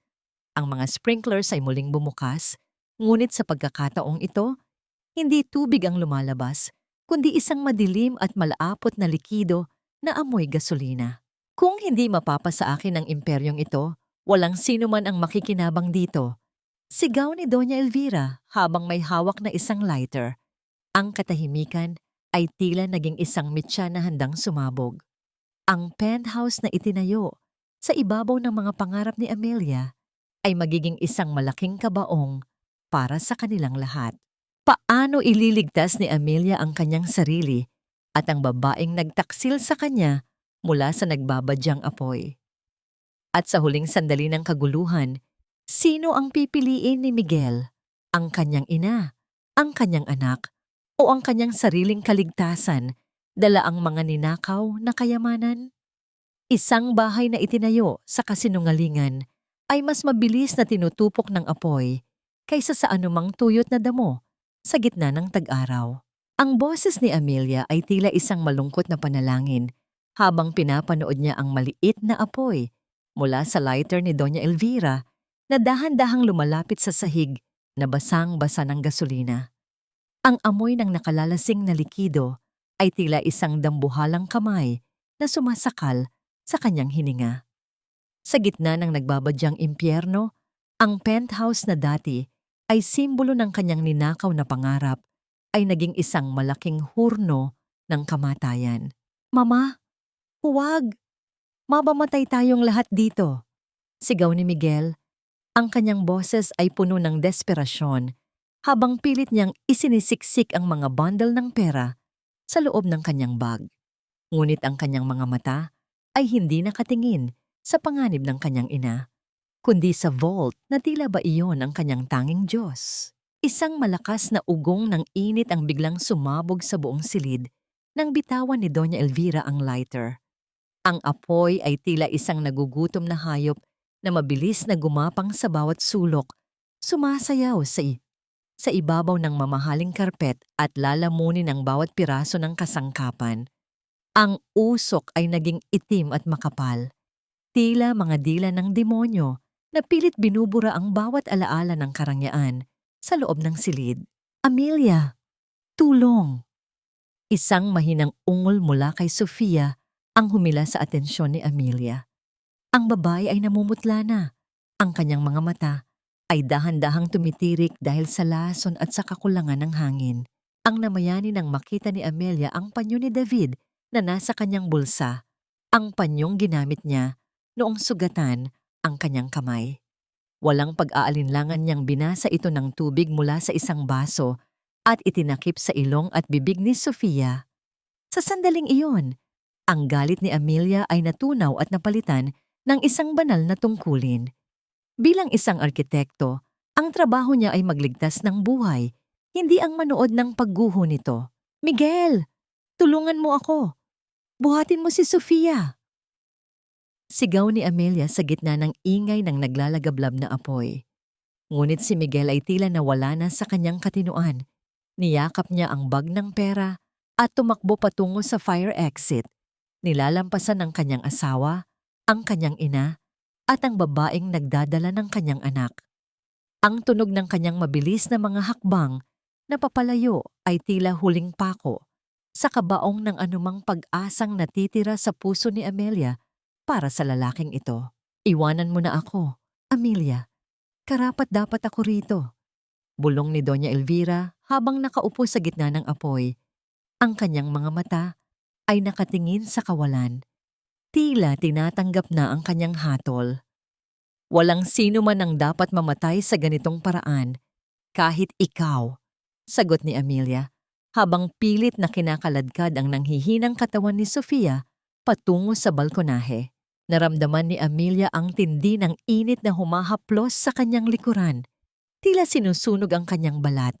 Ang bawat hininga niya ay puno ng abo at hapdi. Nang makarating sila sa balkonahe, ang sariwang hangin mula sa labas ay tila isang himala. Sa ibaba, nakita niya ang mga ilaw ng bumbero at ang mga tao na tila mga langgam sa layo. Biglang bumukas ang pintuan ng balkonahe mula sa labas. Isang lalaking nakauniporme ng bumbero ang pumasok, ngunit nang tanggalin nito ang kanyang maskara, bumulaga ang mukha ni David. Ang kanyang mga mata ay puno ng takot at determinasyon. Amelia, kumapit ka sa akin, sigaw ni David habang inaalalayan sila. Isang malakas na tunog ng pagbagsak ng kisame ang bumasag sa katahimikan ng balkonahe. Ang apoy ay tuluyan ng nilamon ang kabuuan ng penthouse. Habang dahan-dahan silang ibinababa ng mga rescue team, tiningnan ni Amelia ang itaas na palapag. Ang penthouse na kanyang idinisenyo ay isa na lamang malaking sulo sa gitna ng kadiliman ng gabi. Ngunit sa gitna ng kaguluhan, nakita ni Amelia si Miguel na lumabas sa isang gilid ng gusali, yakap pa rin ang kanyang bag ng pera. Ang lalaki ay tila isang takas na magnanakaw, nanginginig, at tinitingnan ang kanyang paligid. Hindi niya alam na sa likod ng mga poste, nakatayo na ang mga pulis na kanina pa naghihintay sa kanya. Isang dangling mystery ang naiwan nang mapansin ni Amelia ang isang tao sa loob ng sasakyan ng mga pulis. Isang lalaking hindi niya kilala, ngunit may hawak na isang dokumentong may selyo ng gobyerno. Ano ang nilalaman ng dokumentong yon na tila mas mahalaga pa sa mga ebidensyang hawak ni Amelia? At sa pagkawala ng lahat ng kanyang material na pag-aari sa apoy, paano itatayo ni Amelia ang kanyang bagong buhay mula sa mga abo ng kanyang nakaraan? Wala nang natitira sa iyong imperyo kundi ang amoy ng sunog na pera at ang lamig ng bakal na nakakabit sa iyong mga kamay, Miguel. Ang boses ni Amelia ay tila isang malamig na bulong na bumasag sa ingay ng mga sirena ng pulis at bumbero. Nakatayo siya sa gilid ng ambulansya, balot ng kumot, habang ang usok mula sa nasunog na penthouse ay dahan-dahang humahalo sa madilim na ulap sa itaas. Ang bawat hininga niya ay may lasa pa rin ng abo, ngunit ang bawat tibok ng kanyang puso ay mas matatag kaysa kailanman. Sa harap niya, si Miguel ay nakaluhod sa basang semento. Ang kanyang mamahaling suit ay punit-punit at puno ng uling. Ang bag ng pera na pilit niyang isinelba ay nakabukas sa tabi niya. Ang mga bundle ng tig-1,000 piso ay basang-basa at nagkalat sa putikan, tila mga walang kwentang basura. Ang mga kamay ni Miguel ay nakakulong sa malamig na posas at ang kanyang mukha na dati ay puno ng kayabangan ay ngayon ay basang-basa ng luha at ulan. Amelia, please, tulungan mo ako. Ipaliwanag mo sa kanila na hindi ko sinasadya ang lahat. Pagmamakaawa ni Miguel, ang kanyang boses ay tila isang desperadong aso. Ang lahat ng ito, ginawa ko lang naman ito para sa atin. Para sa kinabukasan natin. Isang mapait na ngiti ang gumuhit sa mga labi ni Amelia. Ang irony ng kanyang mga salita ay tila isang huling sampal sa kanyang pagkatao. Para sa atin, Miguel, 10 taon mong ginamit ang bawat patak ng pawis ko para itayo ang kuta ng iyong kataksilan. Pinatay ninyo ang aking ama para lamang manatiling nakatago ang inyong dumi. Ang katarungan ay hindi pwedeng ipaliwanag, Miguel. Ito ay nararamdaman. Dahan-dahang lumapit ang lalaking mula sa itim na kotse. Si Agent Valdez mula sa National Bureau of Investigation. Hawak niya ang dokumentong may selyo ng gobyerno na kanina pa napansin ni Amelia. Mr. Reyes, you are under arrest for plunder, embezzlement, and as a prime suspect in the murder of architect Arturo Reyes 10 years ago. Seryosong wika ni Agent Valdez. Ang bawat piraso ng ebidensya, mula sa mga ledger ni Mang Carding hanggang sa mga blueprint na nakuha sa penthouse, ay sapat na upang mabulok ka sa loob ng bilangguan. Ang namayani nang makita ni Amelia ang kanyang biyenan, si Doña Elvira, na inilalabas mula sa gusali sa isang stretcher. Buhay ang matanda, ngunit ang kanyang mga mata ay nakatitig lamang sa kawalan. Ang lahat ng hiyas na kanyang ipinagmamalaki ay natunaw o nawala sa gitna ng apoy. Sa unang pagkakataon, ang reyna ng mga Reyes ay nagmukhang isang kaawa-awang matanda, talunan at walang kinalaman sa kapangyarihan. Tiningnan ni Amelia ang kanyang sariling mga kamay. Ang mga daliri niya ay puno ng uling at bahagyang sugatan. Ngunit napansin niya ang isang bagay. Ang puting marka sa kanyang palad, kung saan dati nakasuot ang kanyang wedding ring, ay dahan-dahan nang naglalaho. Ang balat niya ay nagsisimula ng huminga ng malaya. Amelia, kailangan na nating dalhin si Sofia sa ospital. Wika ni David habang dahan-dahang inaalalayan si Amelia. Sabi ng mga doktor, stable na siya pero kailangang bantayan ang epekto ng lason. Lumingon si Amelia sa ambulansyang kinalalagyan ni Sofia.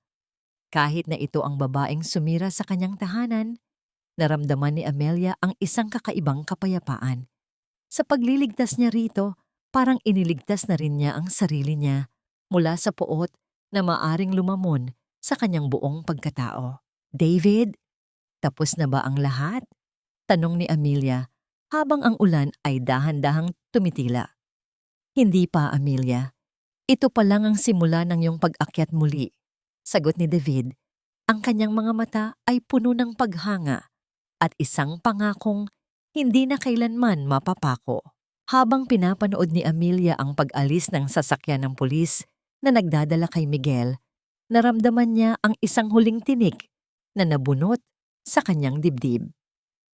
Ang Imperyong Reyes ay isa na lamang guho at mula sa mga abong ito, isang bagong gusali ang itatayo ni Amelia.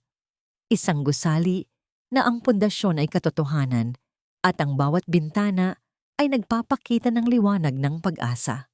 Ngunit sa gitna ng kanyang panandaliang katahimikan, isang mensahe ang pumasok sa kanyang lumang telepono na naiwan sa sasakyan ni David. Isang mensahe mula sa isang hindi kilalang numero na naglalaman ng isang video clip.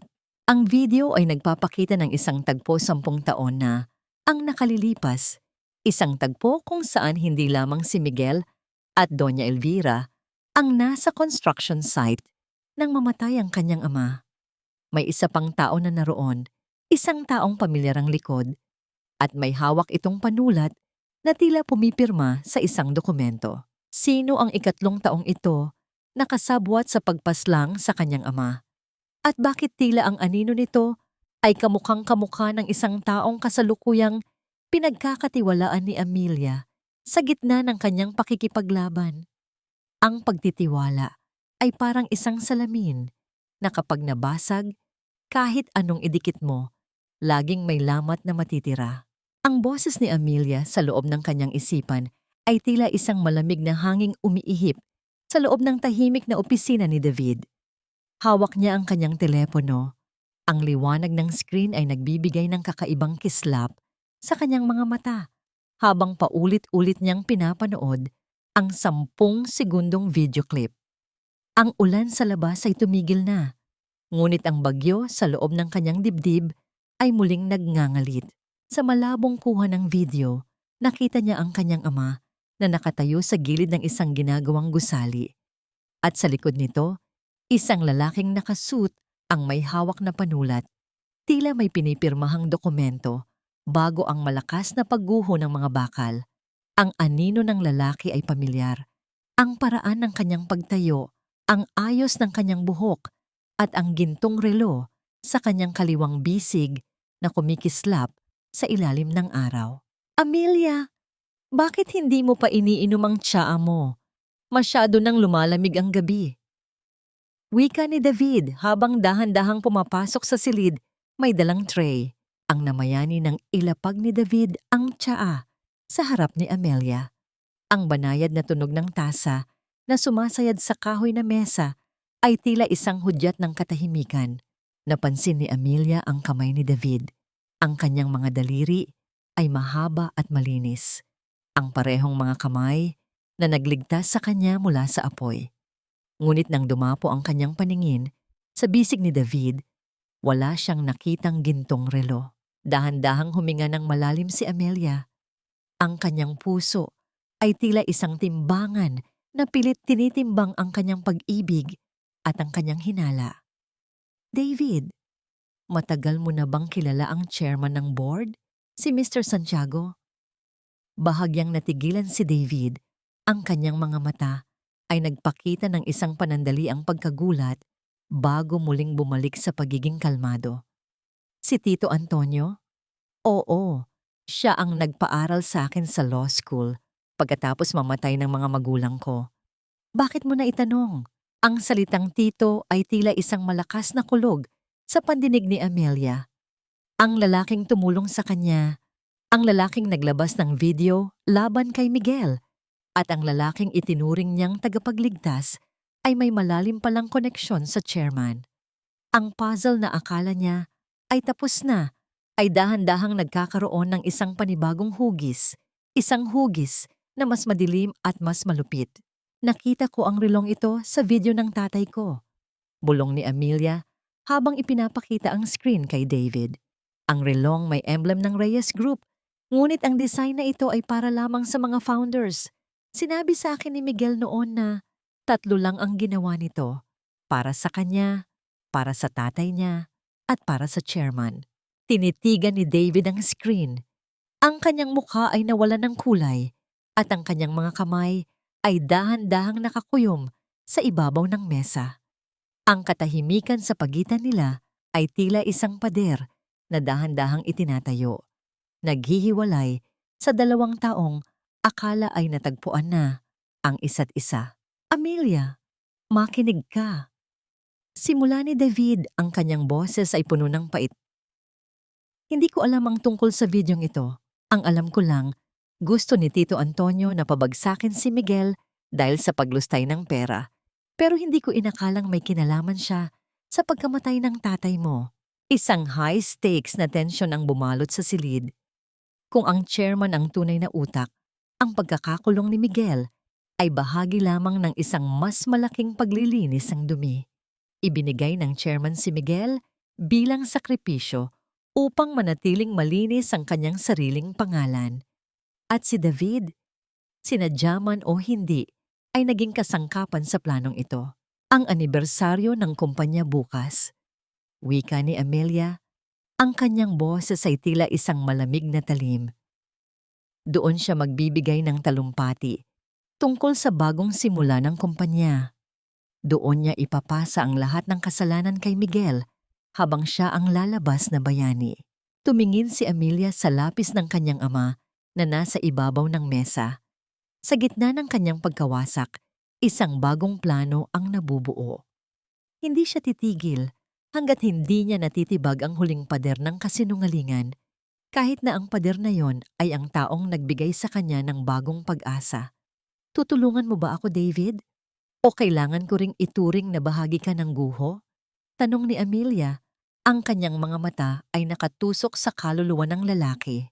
Bago pa man makasagot si David, biglang bumukas ang pintuan ng opisina. Isang grupo ng mga kalalakihan na nakasuot ang pumasok. At sa gitna nila ay ang chairman, si Antonio Santiago. Ang kanyang gintong relo ay kumikislap sa ilalim ng ilaw ng opisina, tila isang mapait na paalala ng katotohanan. Amelia, my dear, I heard you've been looking at some old videos.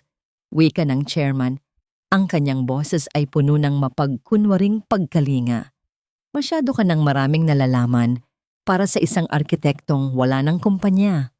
Bakit hindi tayo mag-usap ng masinsinan sa loob ng aking sasakyan? Isang cliffhanger na puno ng panganib ang naiwan nang mapansin ni Amelia ang isa sa mga lalaki na may hawak na hiringgilya sa likod ng chairman. Ang katarungang akala niya ay hawak na niya ay tila isang buhanging dahan-dahang lumulusot sa kanyang mga daliri. Maililigtas ba ni David si Amelia sa pagkakataong ito?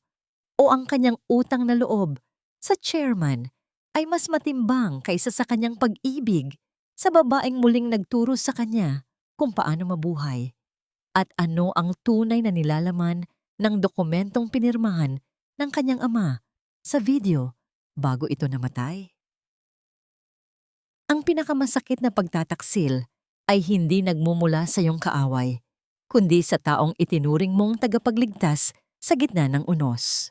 Ang boses ni Amelia ay tila isang malamig na hininga na humalo sa tensyon sa loob ng silid habang dahan-dahang lumalapit si Antonio Santiago, ang chairman na itinuring na haligi ng kumpanya. Ang bawat hakbang ng kanyang mamahaling sapatos sa sahig ay tila isang pagbilang ng mga natitirang sandali ng kalayaan ni Amelia. Ang kislap ng kanyang gintong relo ay tila isang mapait na paalala na ang oras ay kontrolado ng mga taong may salapi at ang katotohanan ay isa lamang marupok na materyales na madaling durugin. Iha, masyado ka ng maraming iniisip. Ang trauma ng sunog ay tila nagpapalabo sa iyong paningin, wika ni Antonio. Ang kanyang boses ay puno ng mapagkunwaring pagkalinga na tila isang laso na binalot sa asukal. Huminto siya sa harap ni Amelia at dahan-dahang itinaas ang kanyang kamay upang haplusin ang balikat nito. Ngunit mabilis na umatras si Amelia. Naramdaman ni Amelia ang panginginig ng kanyang sariling mga binti. Ngunit ang kanyang paningin ay nanatiling nakatitig sa gintong relo ni Antonio. Ang relo mo, chairman. Ang saksi sa huling hininga ng aking ama. Sa video, hindi ka lang nanonood. Ikaw ang nag-utos na hilahin ang mga suporta ng gusali habang naroon siya sa loob. Pinirmahan mo ang kanyang hatol sa kamatayan, kapalit ng insurance money na nagligtas sa Reyes Group 10 taon na ang nakalilipas. Ang namayani nang biglang humarang si David sa pagitan ni Amelia at ni Antonio. Ang kanyang likod ay tila isang matatag na pader, isang pananggalang na handang tumanggap ng anumang bala. Tumingin si David sa chairman, ang lalaking nagbigay sa kanya ng edukasyon, ng karera at ng buhay. Ang utang na loob na nakagapos sa kanyang leeg ay tila isang mabigat na kadena na ngayon ay pilit niyang pinuputol. Tito Antonio, huwag ninyong ituloy ito. Mariing wika ni David, ang kanyang boses ay puno ng pait at determinasyon. Ang bawat sentimong ibinigay ninyo sa akin ay galing sa dugo ng ama ni Amelia. Ipinagpalit ninyo ang buhay ng isang mabuting tao para sa inyong ambisyon. Hindi ko hahayaang maging biktima ninyo muli ang babaeng mahal ko. Ang salitang mahal ko ay tila isang mainit na haplos sa puso ni Amelia sa gitna ng nagyayelong takot. Sa unang pagkakataon, Narinig niya ang pag-amin ni David, hindi sa isang lirikong paraan, kundi bilang isang deklarasyon ng digmaan laban sa sarili nitong nakaraan. Tumawa ng mahina si Antonio, isang tunog na tila kaskas ng tuyong dahon sa semento.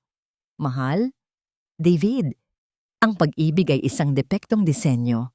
Ang katarungan ay para lamang sa mga nananalo. Guards, dalhin na sila sa sasakyan. Ayaw nating mahuli sa anibersaryo ng kumpanya, hindi ba? Doon natin tatapusin ang huling kabanata ng Pamilyang Reyes. Isang mabilis na galaw ang ginawa ng mga tauhan ni Antonio. Ngunit bago pa man mahawakan ng sinuman si Amelia, kinuha niya ang lapis ng kanyang ama na nasa mesa at mabilis na itinusok ito sa kamay ng lalaking may hawak na hiringgilya. Ang gulat sa mukha ng tauhan ay tila isang hudyat. Sa gitna ng kaguluhan, hinila ni David ang kamay ni Amelia at mabilis silang tumakbo patungo sa fire exit ng lumang gusali. Ang bawat hakbang nila sa madilim na hagdanan ay tila isang ritmo ng pag-asa. Ang hangin ay puno ng amoy ng lumang semento at alikabok. Ngunit para kay Amelia, ito ang amoy ng kanyang muling pagkabuhay. Nang makarating sila sa kalsada, ang ulan ay muling nagsimulang pumatak. Tila sinusubukang hugasan ang lahat ng dumi ng nakaraan. David, kailangan nating makapunta sa anibersaryo. Hingal na wika ni Amelia habang sumasakay sila sa isang taxi. Doon ko ilalabas ang video. Doon ko gigibain ang huling haligi ng kanyang kapangyarihan. It's suicide, Amelia. Papasok tayo sa loob ng lungga ng leon. Babala ni David. Ngunit ang kanyang mga kamay ay mahigpit na nakahawak sa kamay ni Amelia. Isang tahimik na pangako na sasama siya hanggang sa dulo. Sa loob ng taxi, binuksan ni Amelia ang huling folder na ibinigay ni Mang Carding. Doon, nakita niya ang isang sulat na may sulat kamay ng kanyang ama. Isang sulat na hindi para sa kumpanya kundi para sa kanya. Amelia, ang pinakamagandang gusali ay hindi yari sa bakal o semento, kundi sa katotohanang kayang tumayo sa gitna ng bagyo. Huwag kang matakot na magsimula sa guho. Isang cliffhanger na puno ng tensyon ang naiwan nang mapansin ni Amelia ang isang malaking digital billboard sa tapat ng kumpanya. Nakasulat doon, Reyes Santiago Group, A Decade of Integrity. Kasunod nito ang mukha ni Antonio Santiago na nakangiti. Tila isang Diyos na hindi kayang abutin ng kahit anong parusa. Sa likod ng kanilang taxi, nakita ni Amelia ang 3 itim na sasakyan na mabilis na sumusunod. Ang anibersaryo ay magsisimula na sa loob ng 30 minuto. Mailalabas nga ba ni Amelia ang katotohanan sa harap ng buong mundo o ang kanyang pagdating sa party ay magiging isang pampublikong pagbitay sa kanyang huling pag-asa? Iyang bawat kislap ng mga kristal na chandelier sa bulwagang ito ay tila mga nanunuyang mata, nagtatawanan sa bawat patak ng luha at dugo na naging pundasyon ng inyong marangyang imperyo. Ang boses ni Amelia ay tila isang malamig na talim na humiwa sa masiglang tugtugan sa loob ng Grand Ballroom ng Reyes Santiago Group. Nakatayo siya sa gitna ng pintuan, ang kanyang buhok ay basa pa ng ulan, at ang kanyang simpleng kasuotan ay isang malaking insulto sa mga taong nakasuot ng mamahaling sutla at brilyante. Ngunit sa kabila ng kanyang itsura, ang aura ni Amelia ay mas nangingibabaw pa sa kahit kanino. Ang kanyang mga mata ay hindi nakakikitaan ng takot, kundi ng isang katarungang matagal nang iniluwal ng panahon. Sa tabi niya, si David ay nakatayo ng matuwid. Ang kanyang kamay ay protektadong nakahawak sa likuran ni Amelia. Ang kanilang pagpasok ay tila isang paghinto ng oras. Ang mga tawanan ay napalitan ng mga bulong at ang mga baso ng wine ay tila nakapako sa mga kamay ng mga bisita. Sa entablado, si Antonio Santiago ay kasalukuyang nakatayo sa harap ng mikropono. Ang kanyang mukha ay biglang namutla nang makita ang dalawa. Ang kanyang kamay na may hawak na speech ay dahan-dahang nanginig at ang gintong relo sa kanyang bisig ay kumikislap sa ilalim ng mga spotlight. Ang mismong relong saksi sa kamatayan ni Arturo Reyes. Amelia, David, this is a private event. Guards, Ilabas ang mga taong ito. Sigaw ni Antonio. Pilit na ibinabalik ang kanyang awtoridad, ngunit ang kanyang boses ay bahagyang pumiyok sa takot. Ang party na ito ay hindi matatapos hanggat hindi nabubuksan ang huling pahina ng inyong kasaysayan. Chairman, mahinahong wika ni David habang dahan-dahang naglalakad patungo sa control booth. Ang mga gwardiya ay nag-aalinlangan dahil kilala nila si David bilang kanang kamay ng chairman at ang kalituhan sa kanilang mga mata ay nagbigay ng sapat na segundo para kay Amelia. Umakyat si Amelia sa entablado. Ang tunog ng kanyang mga hakbang sa kahoy na floor ay tila isang martilyo na nagpapatibay sa kanyang bawat salita. Huminto siya sa tapat ni Antonio at tumingin ng diretso sa mga mata nito. Walang galit, walang poot. Tanging isang malalim na awa para sa isang lalaking naging alipin ng sarili niyang kasakiman. Ang katapatan ay hindi nabibili ng insurance money, Chairman. At ang bawat buhay na kinuha mo ay may tinig na hindi mo kayang patahimikin. Bulong ni Amelia. Ang namayani nang biglang magdilim ang buong ballroom. Sa dambuhalang screen sa likod ni Antonio, dahan-dahang lumitaw ang video clip, ang malinaw na kuha ng insidente. 10 taon na ang nakalilipas. Ang bawat bisita ay nakasaksi sa pag-uusap ni na Antonio at Miguel, ang pagpirma sa mga depektong dokumento, at ang huling sandali ni Arturo Reyes bago gumuho ang gusali. Ang katahimikan sa loob ng bulwagan ay tila isang mabigat na kumot na bumalot sa lahat. Wala ni isang tao ang gumalaw. Ang bawat mata ay nakatitig sa screen at ang bawat hininga ay tila naging isang mabigat na pasanin para kay Antonio. Ang chairman ay dahan-dahang napaupo sa kanyang silya. Ang kanyang imperyo ay tuluyan ng gumuho sa harap ng libu-libong saksi. Tapos na ang pagtatago sa dilim, Chairman. Wika ni David habang pumapasok ang mga pulis sa pangunguna ni Agent Valdez. Ang bawat lamat sa pader na itinayo ninyo ay tuluyan ng bumukas. Habang pinupusasan si Antonio, lumingon siya kay Amelia ng may pait. Akala mo ba ay mananalo ka? Wala ka ng pamilya, Amelia. Wala ka nang natitira.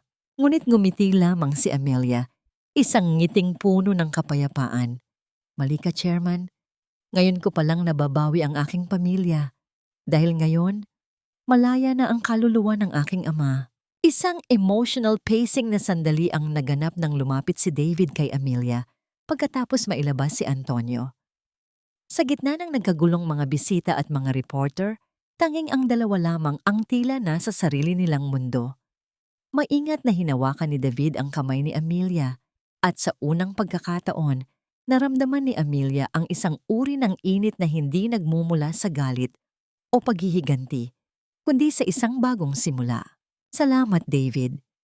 Salamat sa pagpiling manatili sa tabi ko sa gitna ng guho, bulong ni Amelia habang ang kanyang mga mata ay nagniningning sa luha. Hindi kita iiwan, Amelia. Ako ang magiging katuwang mo sa pagguhit ng bagong disenyo ng iyong buhay. Sagot ni David. Ang kanyang boses ay tila isang pangakong nakaukit sa bato. Habang lumalabas sila sa ballroom, tinitingnan ni Amelia ang madilim na langit. Ang ulan ay tuluyan ng tumigil at sa gitna ng mga ulap, isang maliit na bituin ang dahan-dahang nagpapakita. Ang 10 taon ng kanyang paghihirap ay isa na lamang malungkot na alaala. At sa harap niya ang isang malawak at bakanteng lote. Isang puwang kung saan maaari na niyang itayo ang kanyang tunay na pangarap. Ang amoy ng bagong pinturang pader ay tila isang pabango ng kalayaan na humahalo sa sariwang simoy ng hangin sa dalampasigan.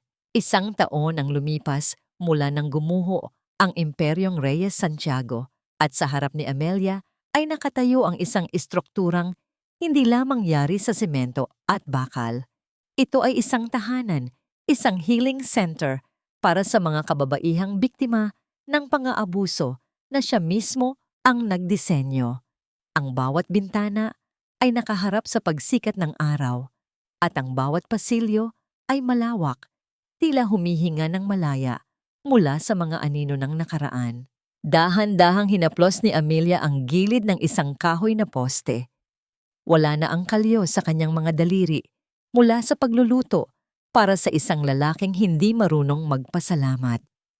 Sa halip, ang kanyang mga kamay ay muling naging bihasa sa paghawak ng T-square at lapis. Ang lapis ng kanyang ama ay maayos na nakalagay sa isang glass case sa kanyang bagong opisina. Isang paalala na ang katarungan ay nakamit na at ang karangalan ng pamilya Reyes ay muling nagniningning. Sa balita nitong nakaraang buwan, na lamang si Miguel at Antonio Santiago ay hinatulan ng habambuhay na pagkabilanggo. Si Doña Elvira naman ay nananatili sa isang tahimik na nursing home, malayo sa karangyaan at kapangyarihang dati ay kanyang sinasamba. Ang tanging kasama ng matanda ay ang kanyang mga pagsisisi sa bawat oras na tumitibok ang kanyang puso sa gitna ng katahimikan. Architect Amelia, handa na po ang lahat para sa ribbon cutting ceremony. Wika ng isang pamilyar na boses mula sa kanyang likuran. Lumingon si Amelia at nakita si Sofia. Maayos na ang kalagayan nito at ang kanyang anak, isang malusog na batang lalaki, ay mahimbing na natutulog sa loob ng stroller. Hindi man naging magkaibigan ang dalawa sa tradisyonal na paraan, nagtagumpay silang itayo ang isang tulay ng pag-unawa. Pinili ni Amelia na magpatawad, hindi dahil nararapat ito kay Sofia, kundi dahil ang kanyang puso ay masyadong mahalaga upang punuin ng puot. Binigyan ni Amelia ng trabaho si Sofia sa center, isang pagkakataon para sa babaeng biktima rin ng panlilinlang ni Miguel na makapagsimulang muli. Ang namayani nang lumapit si David kay Amelia. Nakasuot ito ng asul na polo at ang kanyang mga mata ay nananatiling puno ng kapayapaan. Inabutan niya si Amelia ng isang tasa ng mainit na kape. Ang banayad na usok nito ay humahalo sa malamig na hangin. Ang ganda ng kinalabasan ng disenyo mo, Amelia. Bulong ni David habang nakatingin sa gusali. It's a masterpiece of resilience. Hindi ko ito magagawa kung wala ang taong naging pundasyon ko sa gitna ng bagyo. Sagot ni Amelia. Ang kanyang boses ay puno ng katapatan. Dahan-dahang hinawakan ni David ang kamay ni Amelia. Wala nang pag-aalinlangan, wala nang takot. Ang kanilang pag-ibig ay hindi isang biglaang pagsabog ng damdamin, kundi isang dahan-dahang paghilom, isang proseso ng pagtatayo ng tiwala sa ibabaw ng mga guho. Sa sandaling iyon, naramdaman ni Amelia ang tunay na kahulugan ng kapayapaan, na isakatuparan na niya ang tatlong mahalagang bagay. Pinatawad na niya ang kanyang sarili sa pananatili sa loob ng 10 taon ng kadiliman. Natagpuan na niya ang katahimikan sa pagitan ng kanyang pangarap at ng kanyang tungkulin. At higit sa lahat, natutunan niya na ang pinakamahalagang arkitektura sa mundo ay ang pagbuo ng sariling dangal. Habang naglalakad ang dalawa patungo sa gitna ng seremonya, tumingala si Amelia sa asul na langit. Ang araw ay nagniningning, tila isang basbas mula sa itaas. Ang bawat hakbang niya ay tila isang ritmo ng tagumpay. Ang 10 taon na nawala ay hindi na niya binibilang bilang kawalan, kundi bilang isang matibay na aral na nagpatibay sa kanyang bawat disenyo. Ang aral na nais niyang iwan sa bawat taong makakarinig ng kanyang kwento ay simple. Huwag matakot na gibain ang isang buhay na punong-puno ng dumi at kasinungalingan. Dahil sa bawat guho, laging may pagkakataon na magsimulang muli. Ang katarungan ay maaaring matagal, ngunit ang katotohanan ay laging may paraan upang lumabas sa liwanag. Sa dulo ng lahat, si Amelia Reyes ay hindi na lamang ang anino ng isang makapangyarihang asawa. Siya ang arkitekto ng kanyang sariling tadhana, ang bumuo ng sarili niyang ligaya, at ang nagtayo ng isang hinaharap na hinding-hindi na muling magigiba ng kahit anong bagyo.